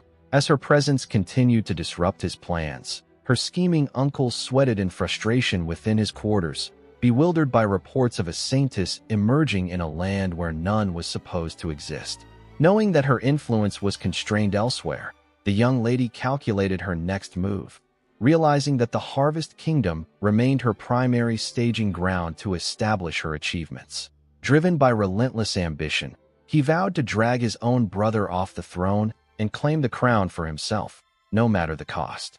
Back at the Grand Palace, the king gently asked if she had managed to regain her composure, prompting the blushing noblewoman to fan her burning cheeks as she softly confirmed that she was recovering. Feeling the weight of his royal status, she hesitantly voiced her doubt, asking whether a sovereign of his standing should truly be taking someone like her as his bride. Taking her hands gently in his, he looked deeply into her eyes and declared that as the savior of the realm, no one could possibly object to her becoming queen, leaving her wide-eyed in sheer astonishment. Flustered by his grand praise, she nervously protested that she had no memory of saving the entire nation, while the dark-haired attendant giggled quietly at her modesty. He pointed out that her daily cultivation of fresh vegetables had sustained not just the court, but the entire populace, though she bashfully insisted that working the soil was merely a humble pastime. Gesturing toward the prosperous city outside, he insisted that regardless of her motives, her efforts had single-handedly resolved the famine and brought an end to the torrential rains, firmly hailing her as the hero who had unwittingly delivered the kingdom. Listening to his heartfelt words, she pondered in mild confusion whether the land had simply restored itself naturally or if divine grace had intervened, struggling to reconcile her simple actions with the grand salvation he attributed to her. She listened attentively as the dark-haired attendant voiced her gentle approval, remarking that given the immense achievements attributed to her, a courtship with His Majesty would be beyond reproach. The attendant went on to suggest that at an opportune moment, they should officially reveal her true status as a saint to the public, celebrating everything she had bestowed upon the kingdom. Continuing her quiet counsel, the advisor noted that while public perception mattered, mutual affection was what truly counted, prompting the young maiden to ponder the honest feelings in her own heart. Inspired by these words, she sweetly confessed that she wished to remain by King Force's side forever, a tender declaration that caught the young ruler completely off guard and sent a bright blush across his face. Overjoyed by her heartfelt acceptance, the king pulled her into a sudden, tight embrace, murmuring his thanks and calling her by her given name. She squealed in pure surprise, her breath catching as his arms wrapped firmly around her. She clutched her burning cheeks, her heart hammering against her ribs as she realized he had discarded formal protocol to address her so intimately. The sudden closeness left her utterly flustered. He leaned in with a hopeful smile, asking if she too would abandon stiff titles and address him simply by his name from now on. But when she hesitated in overwhelmed silence, his expression slumped into dramatic disappointment, his shoulders drooping mournfully. She panicked at the sight of his crestfallen face, completely unable to endure the thought of causing him sorrow through her awkward shyness. Gathering every ounce of her courage, she managed to stammer out a compromise, addressing him as Lord Forst through her intense, crimson blush.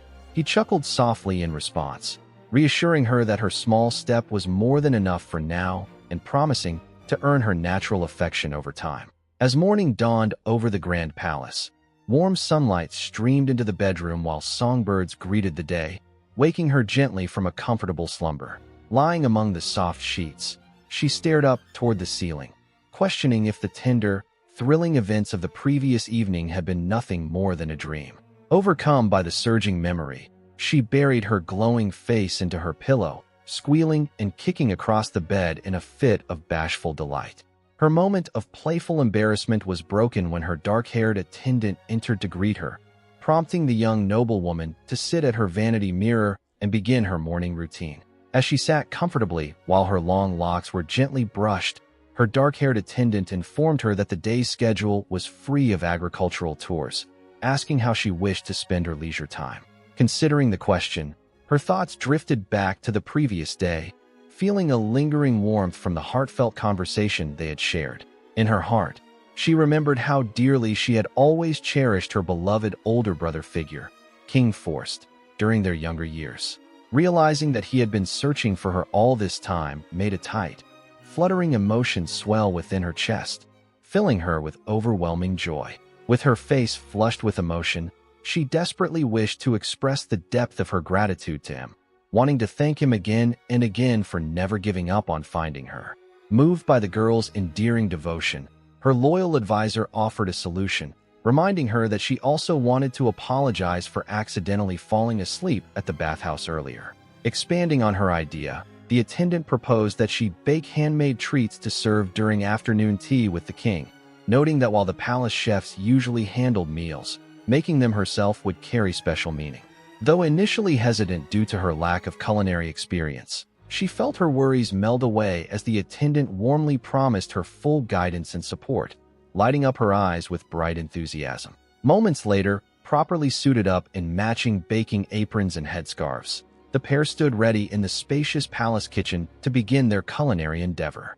Surveying the bowls, dough, and utensils laid out on the counter, the attendant suggested starting with a simple cookie recipe suitable for beginners, to which the eager young lady joyfully agreed. She stood in the quiet kitchen alongside her loyal attendant, both outfitted in simple white aprons and matching kerchiefs as they prepared to measure out their baking ingredients. Guided by her companion's patient presence, she poured all her focus into whisking the batter, thoroughly blending the mixture in her bowl with wholehearted enthusiasm. Despite a chaotic burst of airborne flour sending a cloud over the counter during measurement, she pressed on to knead the dough, while her attendant warmly reassured her to move at whatever pace felt comfortable. As she prepared the baking ingredients, thoughts of Forst filled her mind, causing her heart to swell with an unfamiliar, overwhelming flutter. Worried by this sudden tightness in her chest, she confessed her fears of falling ill, though the maid quickly reassured her that such feelings were entirely natural. Together, they successfully shaped the dough, and the young noble thanked her instructor for guiding her through each step. To prevent any accidental burns from the hot ovens, the attendant explained that the castle's royal chefs would take over the actual baking process. Once the treats were ready, she knocked softly on the study door and entered, bringing the newly baked sweets to join Forst for afternoon tea. Presenting a basket filled with heart-shaped cookies, she excitedly confirmed that she had crafted them herself and eagerly urged him to take a taste. Sitting beside her on the comfortable lounge sofa, he sampled one of the fresh pastries and praised its exquisite taste. A warm, affectionate smile crossed his face as he murmured how truly fortunate he felt to savor such delicious treats. Hearing his tender words, her heart throbbed so intensely that she clutched her chest in sheer overwhelm, prompting the dark-haired advisor to quietly reassure the puzzled king. Noticing her flushed distress, he offered to feed her a piece himself, gently asking her to open her mouth as her face turned completely crimson. She bashfully accepted the bite from his hand, her cheeks burning with deep embarrassment as she tasted the sweet treat. Encouraged by his affectionate behavior, she timidly offered a bite back in return, struggling to contain her overwhelming shyness. Looking up into his eyes, she softly uttered his name, drawing his complete and gentle attention. Overcome with emotion, tears welled in her eyes as she poured her heart out, thanking him profusely for everything he had given her. She voiced her deepest wish to remain by his side forever, and he smiled with profound warmth, promising that they would never be parted. Sitting quietly nearby, the dark-haired advisor observed the tender moment between the two with a calm, approving demeanor. Outside, high above the pristine castle, soft petals drifted through the quiet afternoon air. Meanwhile, Lord Parmel reviewed unsettling reports of furifure farming in a neighboring kingdom while analyzing the sudden influx of vibrant produce in the local markets. Driven by growing suspicion, he bit fiercely into the raw vegetable to test his belief. The explosive surge of flavor and vitality confirmed his realization. This crop possessed the exact miraculous properties of the produce once grown in the royal palace. He seethed with mounting fury as the truth crashed over him, realizing that every miraculous harvest and favorable turn of weather had been fueled entirely by Furifure's holy blessing all along. Crushing the remaining fruit violently in his grip, he wondered if the girl had deliberately plotted her exile just to escape the realm, though he quickly dismissed the thought, refusing to believe she possessed such cunning. A sinister resolve took root within him as he envisioned bringing her back by force, intending to lock her away in the deepest dungeon beneath iron chains where her divine gifts could be exploited endlessly. Stroking his mustache thoughtfully, he resolved to execute his plot in total secrecy to avoid a diplomatic disaster with the neighboring kingdom, contemplating the risky prospect of hiring mercenaries to abduct her. Standing before the towering white stone gates of the castle, the attendant confirmed that their journey was taking them toward the riverside kingdom. Expressing concern over traveling with such a small escort, the servant questioned if it would truly be safe, but King Jalhul assured him there was no cause for alarm. Deep down, the monarch knew this expedition had to remain completely covert, for its true purpose was to secretly retrieve the exiled Lady Farifure without alerting the populace. Glancing nervously toward a nearby transport, the attendant questioned the identity of the rough, suspicious men who were boarding the wagon. Reassuring the anxious attendant, the king explained with a dark smile that these men were mercenaries hired from the underworld, unofficial operatives tasked with capturing Farifure discreetly.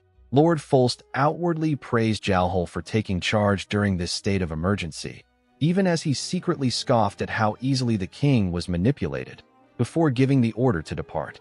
As the carriage set off down the path, he reclined comfortably inside, contemplating his ruthless plot. Once snatched by the mercenaries, Farifure would be locked in the palace dungeon and forced to use her sacred power until her dying day. Breaking the quiet journey, he casually asked the driver if anyone had ever found Farifure desirable as a woman, prompting the driver to laugh off the idea and mock her frail appearance. Continuing through the countryside, he readily agreed, recalling how even accidental physical contact with her in the past had failed to spark even a flicker of interest.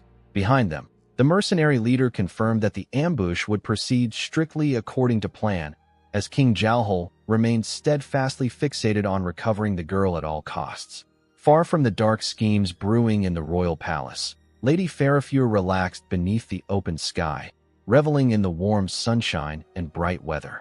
Reaching her arms toward the sunlit canopy, she felt a profound sense of vitality returning to her with each passing day as she spent time in nature.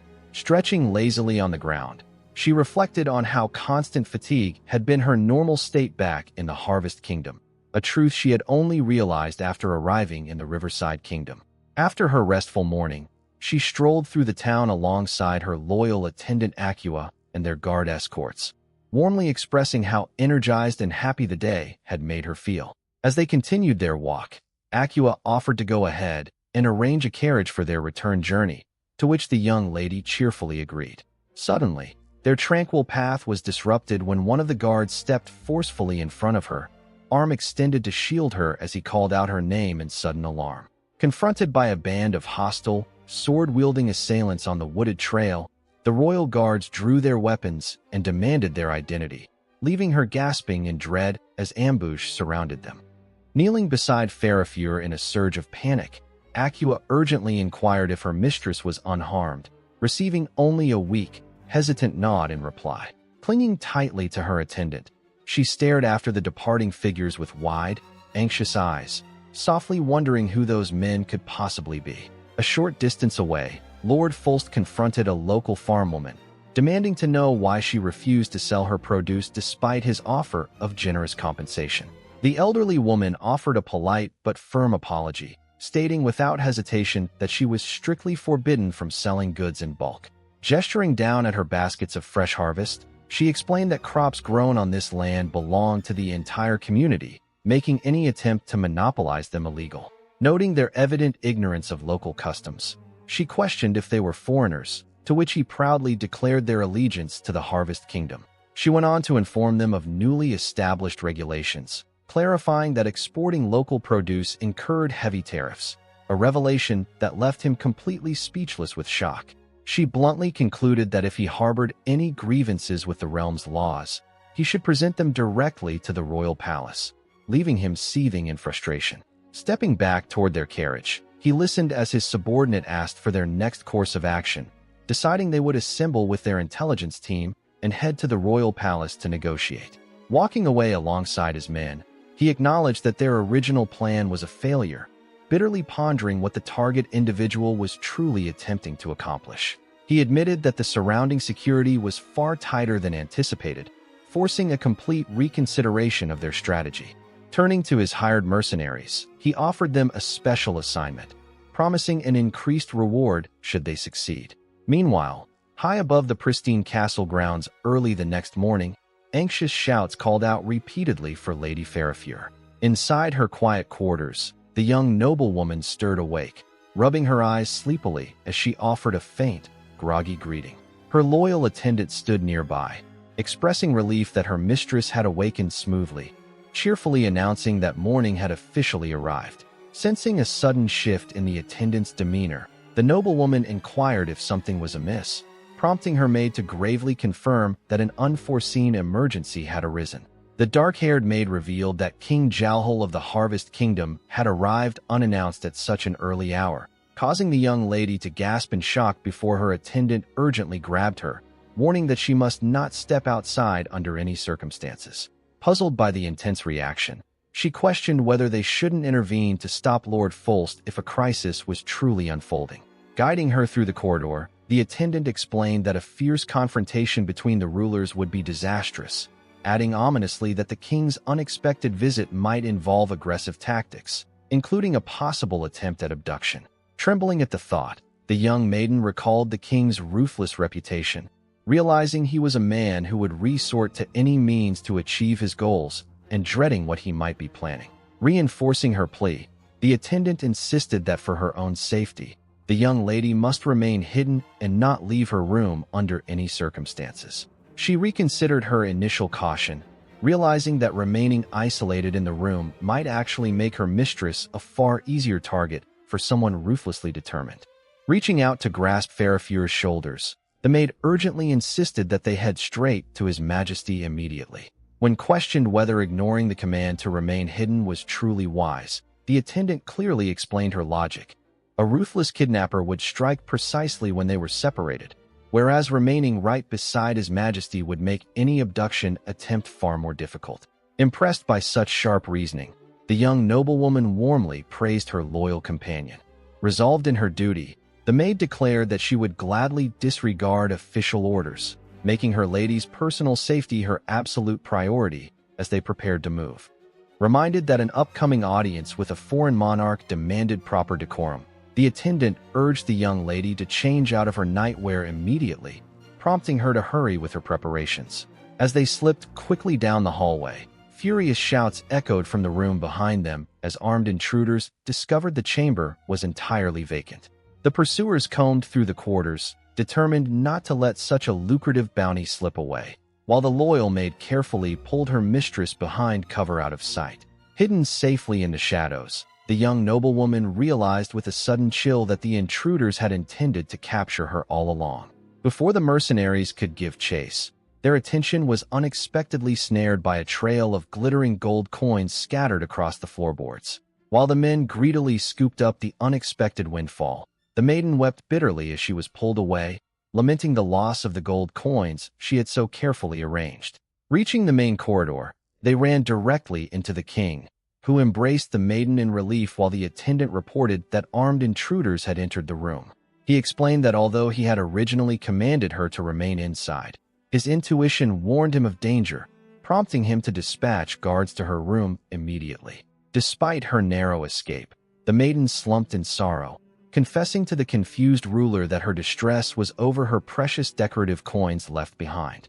The monarch reflected seriously on the matter, reasoning that professional abductors should never have been distracted by random coins on the floor. He paused as Aqua interjected, calmly addressing him as Your Majesty to report on the situation. She went on to explain that the plot to kidnap Lady Farafure had been abruptly called off after the culprits looted the scattered gold coins and fled, rendering the entire attempted abduction a complete failure. He lowered his gaze thoughtfully, deciding that it would be best to keep this incident hidden from the King of Harvest for the time being. His attendant questioned whether that meant avoiding any mention of the attempted capture, to which he affirmed that maintaining silence would give them a far greater advantage during upcoming negotiations. He then turned to Farafure, suggesting that she conceal her true identity by blending in among the guards, adding that depending on how the situation unfolded, she might even participate in the formal talks. She clapped her hands in delight, likening the plan to a game of hide-and-seek and promising to conceal herself with utmost care. Her bright reaction brought a wave of relief to Aqua, who offered a gentle smile while praising her composure in such trying circumstances. They noted that the true challenge lay in ensuring the king did not yield to any provocations, though Fulst reassured them that as long as Farafure remained close by his side, they would be safe. He drew her into a tender embrace, reassuring her with a gentle smile that sent a sudden flutter through her heart. She covered her face as her heart raced for an entirely different reason, though a faint sense of lingering anxiety about King Jalhol still hovered in the back of her mind. She looked up, her cheeks flushed with a soft warmth, thoroughly reassured by the strength and presence of the man standing beside her. Taking her hand firmly in his, Fulst stepped boldly toward the open doorway, announcing that it was time for them to make their move. Inside the grand reception hall of the palace, King Jalhol and Lord Fulst stood face to face, the atmosphere thick with tension beneath the towering vaulted ceilings. Crossing his hands in a gesture of formal courtesy, the visiting monarch expressed deep gratitude for being received on such short notice, though the host dismissed the formality, recognizing the obvious urgency of the visit. Watching the exchange from a safe distance, she quietly observed how remarkably calm her companion remained, silently praying that the delicate discussion would not devolve into a heated confrontation.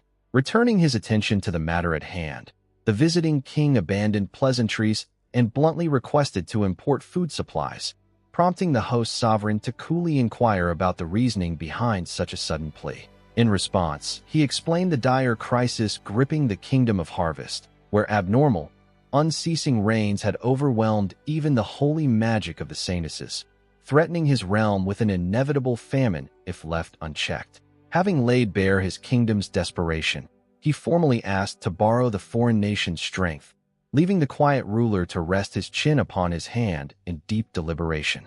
When the host finally proposed a trade rate of 1 gold coin per box of produce, the visiting king erupted in outrage, shouting that such a price was exorbitant compared to the average citizen's monthly wage.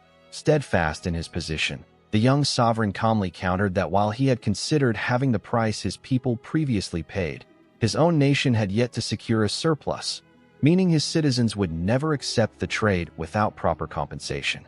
Realizing that direct bargaining for agricultural trade was slipping through his fingers, the cunning monarch allowed a faint, sinister smirk to cross his face as he plotted to drag the young lady into the negotiations instead.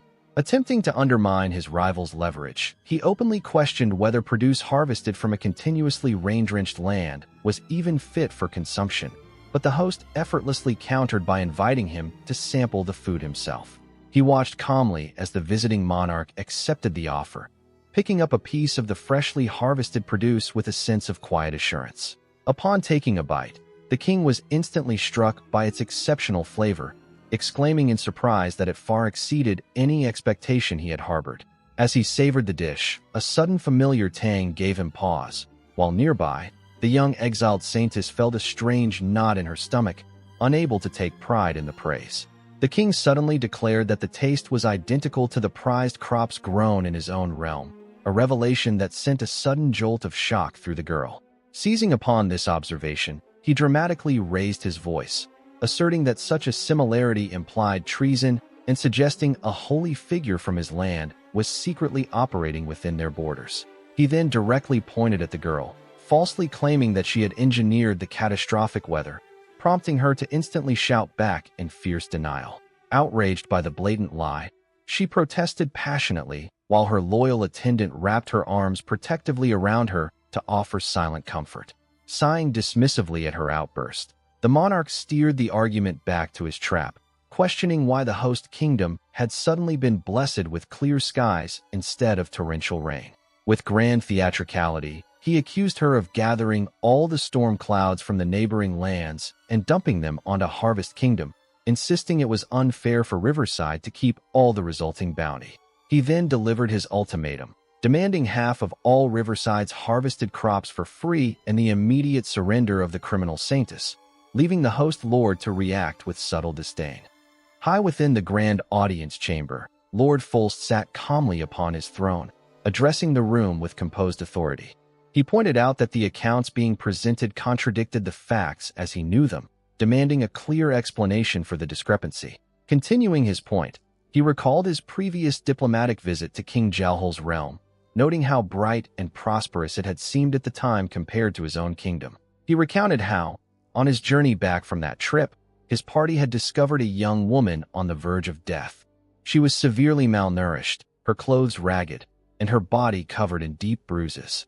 Turning his piercing gaze directly toward Jalhol, he pressed further, asking if the foreign monarch happened to know what name that dying woman gave once she finally regained consciousness days later. Upon hearing this deliberate question, the king broke into a cold sweat, while his attending guards whispered amongst themselves in sudden panic, realizing who the woman might be. Flustered and agitated, he vehemently rejected the implication, shouting that he knew nothing about it, and claiming the story was merely a fabricated excuse designed to shirk his demands. Unshaken by the outburst, the young sovereign remained seated in composure, softly inquiring what possible advantage he would gain from telling such a lie during formal negotiations. With a sharp, dangerous smirk, he added that deceiving another monarch in a realm-level audience would be thoroughly dishonest and improper.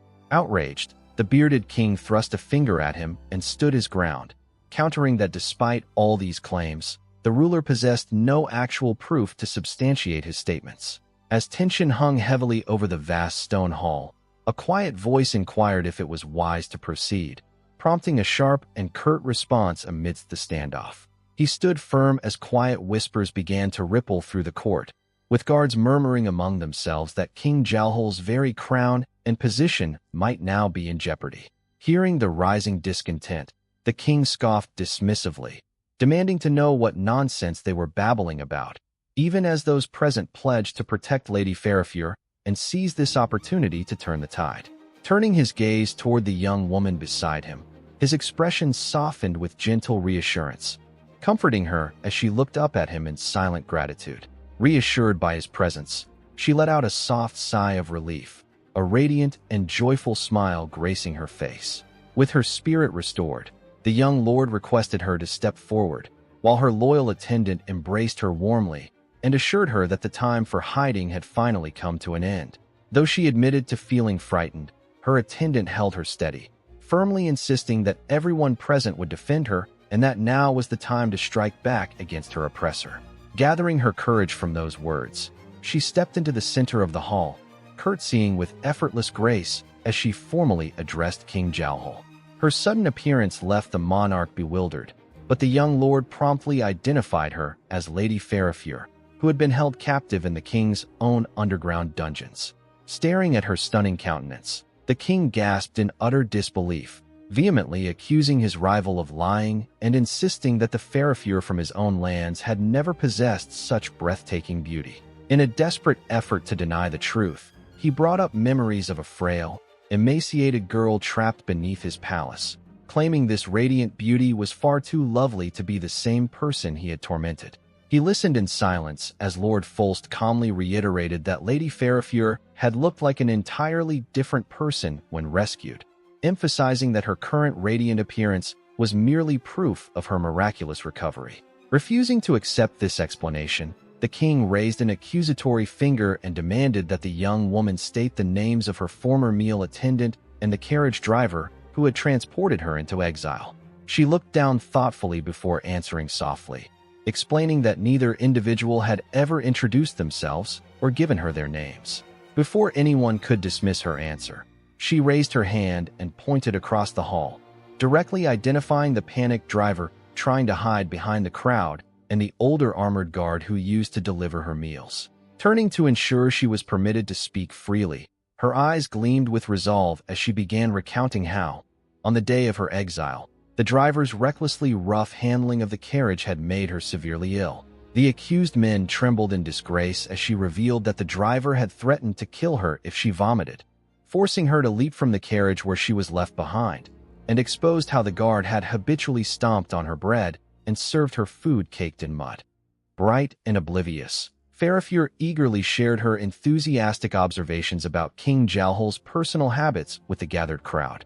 She innocently explained how his frequent trips to entertainment houses were surely meant to inspire his staff, even cheerfully contrasting his preferred type of woman with her own delicate appearance.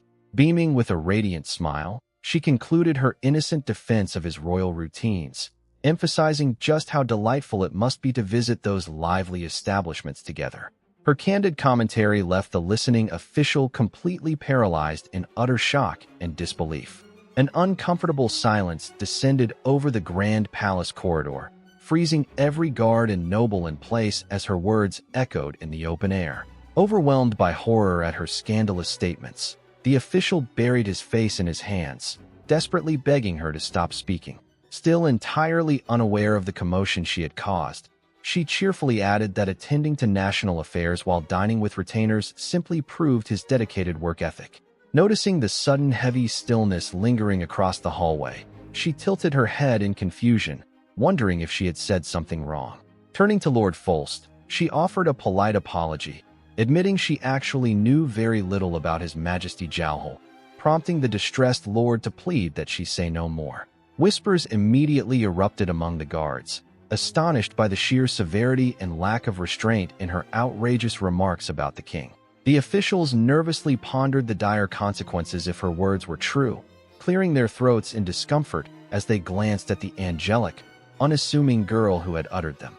She stood quietly beside Lord Folst as King Jalhol's jaw dropped in disbelief, the ruler realizing too late that he had walked straight into a meticulously planned trap.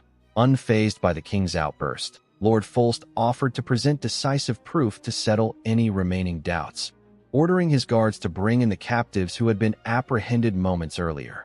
With a sudden thud, 2 bound prisoners were shoved into the hall, leaving King Jalhol's advisor horrified to recognize the captured men as intelligence operatives hired by his own monarch.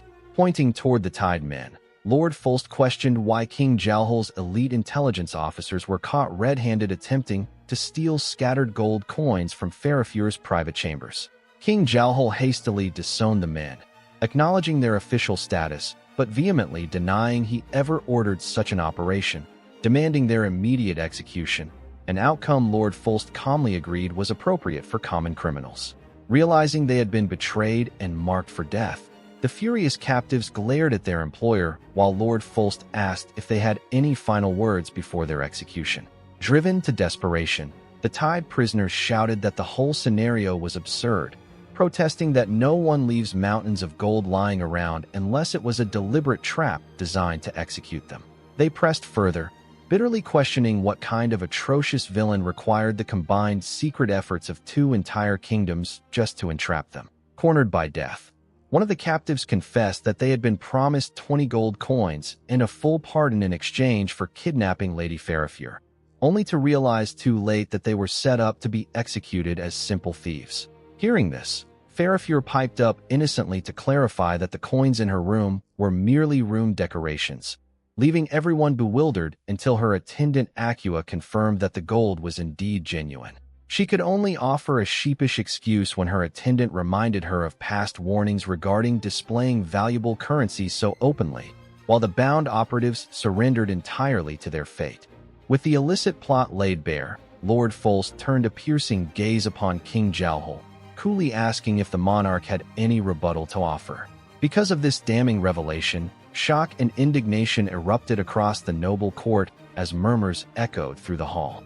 Onlookers openly questioned if their ruler had truly hired infamous criminals and manipulated the truth about the young maiden, even wondering if his treacherous acts had brought foul weather upon the realm, leaving the king sweating in silent desperation. Driven beyond the brink of composure by the overwhelming accusations, he collapsed heavily onto his knees before springing back up to hurl a desperate counterfinger. In a humiliating spectacle of deflection, the king bellowed at her, shouting that no sane person decorates their living quarters with real gold coins. Overjoyed to have her gold coins returned, Farafure held them tenderly, letting out a soft sigh of relief as she admired their brilliant gleam. She sat down on the polished floor to methodically line up every single coin, while her attendant stood silently nearby, watching the tedious task unfold. Noticing the endless effort, Acua spoke up to get her attention, prompting the young lady to look up in mild curiosity. Her attendant asked if she truly intended to line up every single coin, offering her help since she looked exhausted, but the young lady instantly refused with a passionate cry, insisting on doing it alone.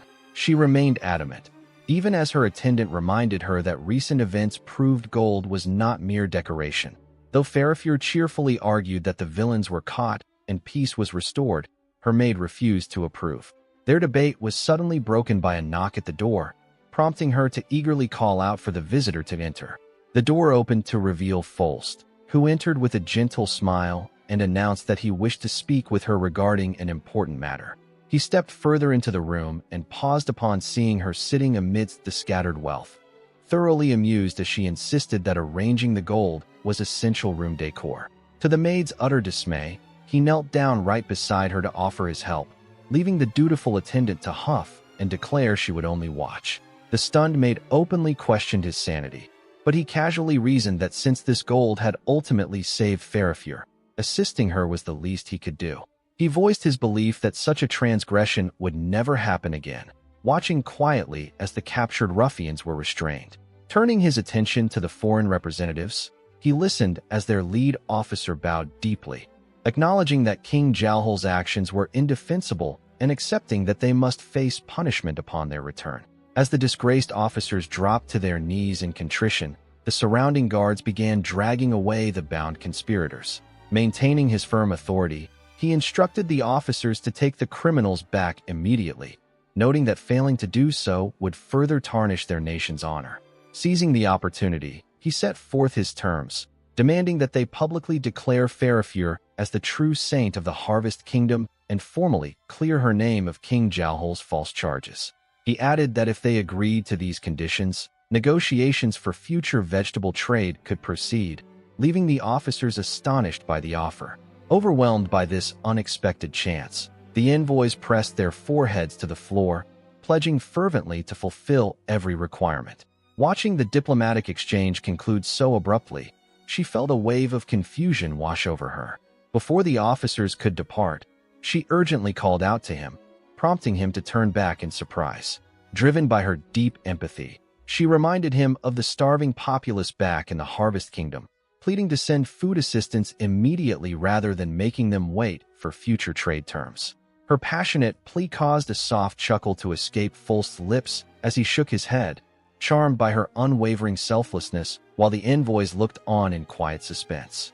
Softening his stance, he announced that for this one occasion, it would not be a matter of trade, but an act of direct aid, instructing them to take the entire day's vegetable harvest from the royal garden as soon as it was gathered. Hearing his generous declaration, the envoys were overcome with emotion, tears welling in their eyes as they stammered out their profound gratitude for the unexpected lifeline. As the men fell to their knees in profound reverence, an attendant quietly questioned if such an exception was truly wise, but Folst simply replied that he would gladly grant it, as it was Farafure's heartfelt wish. Expressing her sincere gratitude, the young maiden offered a bright, warm smile to the ruler and the holy maiden standing before her. Remembering how even the local villagers had eagerly offered their aid during the harvest, the ruler chuckled softly to himself in the quiet chamber, noting to her devoted attendant just how overwhelmingly kind-hearted the young maiden truly was. Reflecting on those difficult past days, the dark-haired attendant quietly admitted that none of them could ever have imagined their realm coming to hold such significant influence over the Harvest Kingdom. With a soft glance full of reverence, she quietly acknowledged that every miracle they now experienced had been brought about solely through her lady's boundless devotion. Letting out a small sigh, she relented to the endless task ahead and sat down on the floor beside the others, accepting that they simply had no other choice. Noticing her sit down, the young maiden turned with wide, shining eyes, overflowing with joy as she asked if her companion was truly going to help them. Smiling softly, the attendant explained that if they continued at their current pace, morning would arrive long before the work was finished, adding proudly that she knew the arrangement of the gold coins better than anyone except her lady. Overwhelmed with happiness at her faithful maid's words, the young maiden beamed brightly and offered a sweet, heartfelt thank you. Together around the low pile, the companions carefully began placing the glowing gold coins one by one, their steady movements echoing softly through the quiet room. Surrounded by a warm, magical glow, the group shared a quiet moment of unity and contentment, working side by side in perfect harmony. She sits quietly on the edge of her luxurious bed, gazing out the large window into the moonlit night and letting out a soft sigh of contentment as she reflects on what a delightful day it had been. Flashing a delighted smile, she flops backward onto the soft mattress, utterly thrilled that all the missing gold coins had been safely returned and that they had managed to organize them all together. Snuggling deeper beneath the comfortable covers, her heart warms even further at the memory of Acua joining in to help sort the treasure alongside them at the very end. Closing her eyes with a peaceful smile, she tries to settle down for a calm night of sleep. However, as soon as her eyes shut, vivid visions of glittering gold coins dance across her mind, clinking and sparkling relentlessly in the darkness. Bolting upright in bed, she comes to the frustrating realization that after spending all day staring at shiny gold coins, her eyes are wide awake and sleep is nowhere in sight. Looking around her quiet room, she decides that stepping outside for a brief breath of fresh air might help calm her buzzing thoughts. Slipping into a light coat, she steps toward the door humming a gentle tune and opens it to head out into the quiet corridor. To her complete shock, someone is standing directly outside her doorway, prompting both her and Lord Fulst to cry out in sudden astonishment. Quickly composing herself, she asks what he is doing outside her room so late at night, leaving Lord Fulst flustered and struggling to offer a clear reason. He offered a hesitant explanation, admitting that since they had not found time to speak during the day, he had considered stopping by, though visiting a young lady's quarters so late felt improper, prompting him to head back to his room until morning. Turning the question back to her, he asked where she was heading at such an hour. Offering an apologetic response, she confessed that she was simply wide awake and unable to sleep, prompting him to gently remind her that despite the resolution with the Harvest Kingdom, wandering alone at night was still unsafe. Seeing her predicament, he offered to accompany her on a stroll through the garden since he was already present, a proposal that made her eyes sparkle with unexpected delight. While warning her that she should not make a habit of walking outdoors at night, he took the lead alongside her, to which she happily agreed. Together, they stepped out into the tranquil night, under the gentle radiance of a bright full moon suspended in the dark heavens. Walking together beneath the moonlit sky, Fulst offered a sincere apology for placing her in such grave danger during the recent crisis. She softly shook her head in response, assuring him that the blame lay with King Jalhol for pursuing her, and expressed profound relief that everyone had survived unharmed.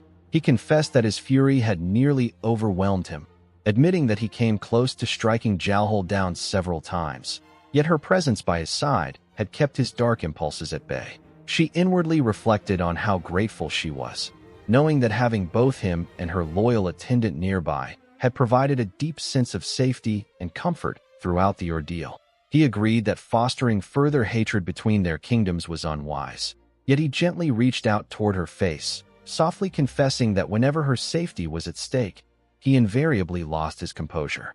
Drawing her close amidst the blooming roses, the young lord tenderly cupped her cheek, asking that she never leave his side from this moment forward.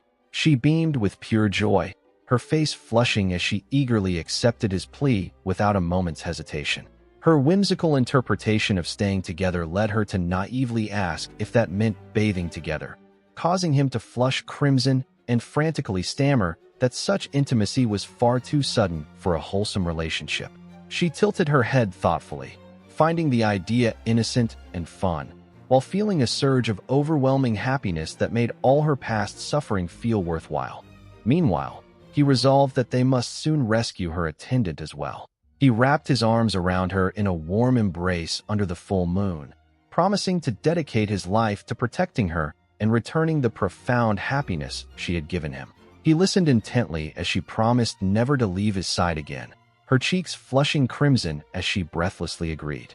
Overwhelmed by emotion, she buried her face against his chest, softly confessing just how deeply she loved him. Gazing into each other's eyes, they envisioned a future filled with shared laughter, vowing to remain together forever. As they strolled hand in hand through the peaceful palace grounds, he casually mentioned that he ought to inform his old companions of their reunion. She gasped in surprise, but he gently reassured her, explaining that these companions were childhood friends from their time at the orphanage. Her mind drifted back to those distant years, recalling that the orphanage had indeed been home to many other children besides herself and her brother. Filled with excitement, she clutched her hands together and pleaded to meet them soon, to which he promised that their friends now served the kingdom and could be summoned at once. He gazed at her with quiet sincerity, expressing his earnest desire for her to finally meet the allies who had stood by his side. Yet beyond the safety of the palace, the long and arduous road they had traveled to reach this peace lingered in their thoughts, carved through time like a shadowy forest path. Memory recalled a precious, beloved girl from his past, her bright, innocent smile shining as she happily called out to the boy she considered her elder brother. Embracing her gently, he had cherished her like a sweet younger sister, finding a quiet comfort in her joyous laughter that brightened even his darkest days. Yet that tranquil peace was abruptly shattered the day cold. Unfamiliar adults arrived at the orphanage to claim the child. Desperately lunging forward, the young boy screamed for them to stop and leave her behind, only to be shoved violently aside into the rough dirt as the carriage began to roll away. Collapsed upon the deserted path, he lay helpless and aching, staring at the empty road while wondering why such cruelty had been thrust upon them. Weeping in total isolation, the agonizing weight of his own powerlessness crushed him, knowing he had failed to protect the single person who meant everything to him. Yet beneath the sorrow, a quiet resolve took root within him as he stood alone before the light, praying that as long as she remained alive, their paths would cross once more. Tightening his fist with unyielding conviction, he swore to himself that he would search every corner of the realm until he brought her back with his own hands. Sometime later, while resting quietly beneath a tree, the young boy's gaze caught the sudden arrival of an ornate horse-drawn carriage pulling up near the grounds. Recognizing the vehicle as the exact carriage that had taken his cherished sister away that fateful day, his heart leaped with sudden, overwhelming hope that she might have finally returned. He watched stealthily from behind the foliage as soldiers surrounded the heavy carriage, wondering if the girl he cared for had finally returned to the orphanage grounds. Clapping his hands together with a sharp crack, the stern commander shouted for all the children to come out into the yard immediately. Terrified, the younger orphans huddled together as the officer announced that he brought an official declaration from the crown. Stepping forward eagerly, the young boy approached the guards, asking if they were taking everyone to join his beloved sister. The soldiers exchanged indifferent glances, recognizing his reference to the young girl who had been taken away days prior. They coldly revealed that the sovereign had taken a personal liking to her for an engagement in the royal palace, mockingly adding that worthless orphans need not worry about ever growing up. Horror struck his heart as the commander formally delivered the ruthless decree. All remaining orphans were scheduled for immediate disposal. Clinging to one another in tears, the children listened helplessly as the guard explained that orders required dumping them like trash at the furthest borders of the realm. Without a hint of sympathy, the soldiers violently hurled the weeping children onto the wooden bed of the wagon, mocking them to be grateful for the ride. A painful memory unfolds as armed soldiers violently round up helpless children. Amidst the chaos, a young boy with light hair shouts in protest as he is forcibly torn away from his companion, watching helplessly as they are herded like livestock. As the heavy wooden carriage rattles along a desolate road, he remains trapped within its dark confines, wondering in anguish how their lives could have descended into such a nightmare. Surrounded by weeping children overcome with terror, he watches their desperate tears, fighting with all his strength to keep his own panic from consuming him. He forces himself to stay calm, knowing that giving in to fear will ensure their demise, and takes comfort in the belief that the young girl taken to the palace will at least be spared from this misery as a royal betrothed. Sitting quietly among the sobbing orphans, a cold, unyielding resolve takes root within him as he vows to survive this ordeal and one day reclaim her. Sudden brakes screech as the wagon abruptly stops, and the brutal soldiers cast the children out onto the dirt like useless garbage, shouting heartless farewells. As the soldiers drive away into the distance, the terrified children look around the barren landscape, pleading to know where they are and if there is any food, only to be answered by the soldiers' cruel laughter. Calling back over his shoulder, the guard mockingly tells them to eat dirt if they are hungry, warning that the capital's heavily guarded checkpoints will prevent them from ever returning. Abandoned in the wilderness without food or shelter, the entire group breaks down into loud, hopeless wailing. Refusing to give up, he steps into the center of the crying crowd to urge them to work together to survive, but an older boy angrily shoves him back, rejecting his leadership. He watched as the surrounding children fell into despair, their voices trembling as they questioned how anyone could survive stranded in such a desolate forest. Absorbing the cold truth of their plight, the young blonde boy realized that panicking would accomplish nothing while they were left helpless in the woods. A sudden sense of awareness washed over him as he turned his gaze toward the dense tree line, realizing that his strange innate intuition was stirring once more. Remembering how the others had relied on his predictions for weather and meals in the past, he reasoned that this mysterious foresight might be the key to keeping them alive. Despite his growing confidence, he hesitated as he looked upon his weeping companions, wondering how he could possibly convince the panicked group to listen to his voice. Recalling a game of pretend he used to play with his little sister, an idea struck him on how to assume a commanding presence that would naturally command attention. Striking a grand posture, he projected his voice firmly over the crying children, imploring everyone to calm down and work together so they could carve out a path to survival. His sudden theatrical outburst was immediately met with skepticism by the dark-haired boy, who sharply reprimanded him for making lofty speeches instead of evaluating their desperate circumstances. Quickly adjusting his tone to sound more refined, the blonde child claimed that his gut feeling assured him a means of rescue lay just through the trees, though his companion remained deeply doubtful. Yet, as his confident declaration echoed among the weary orphans, a flicker of hope began to ignite in the eyes of the other children, eager to cling to any chance of salvation. He pressed forward with unyielding conviction, declaring that his intuition was clear. If they all worked together and pressed onward, they would undoubtedly be saved. Weak from hunger, the young orphans clutched their aching stomachs, whispering desperate desires for a warm meal. Stepping to the front, the blonde boy pointed toward the dense forest ahead, trusting his keen instincts that a bounty of food waited within the trees. Following closely behind, his sharp-eyed companion clicked his tongue in annoyance, reluctantly agreeing to go along with the plan just this once. Their journey brought them to a sunlit riverbank, where lush foliage hung heavy with ripe, glistening wild fruit. Gathering around the harvest, the insightful boy carefully identified the safe vegetation, warning the others away from poisonous mushrooms. Before long, an abundant feast of sweet berries, wild apples, and edible mushrooms was spread atop giant leaves. Cheering with delight, the children devoured the food, marveling at how much better this feast was than anything they had ever received at the orphanage. Finishing his portion, the dark-haired boy turned away to hide a blush, softly offering his genuine thanks while telling his friend not to get overly confident. Relaxing in the calm afternoon, the group began discussing names, suggesting that their visionary leader deserved a royal title and should give each of them a proper name. Leaning back against a tree trunk, the dark-haired youth considered the idea, reflecting that while authority was forbidden at the orphanage, out here they were free to choose their own ruler. Sitting quietly by the water, he abruptly offered a name for his new companion, suggesting they call him Fulst. The blond boy turned toward him in surprise, repeating the unfamiliar word aloud as if testing its weight on his tongue. Explaining his reasoning, the dark-haired youth mentioned that he had derived the name from the forest itself, believing it suited someone destined to lead them, though he remained willing to reconsider if it displeased his friend.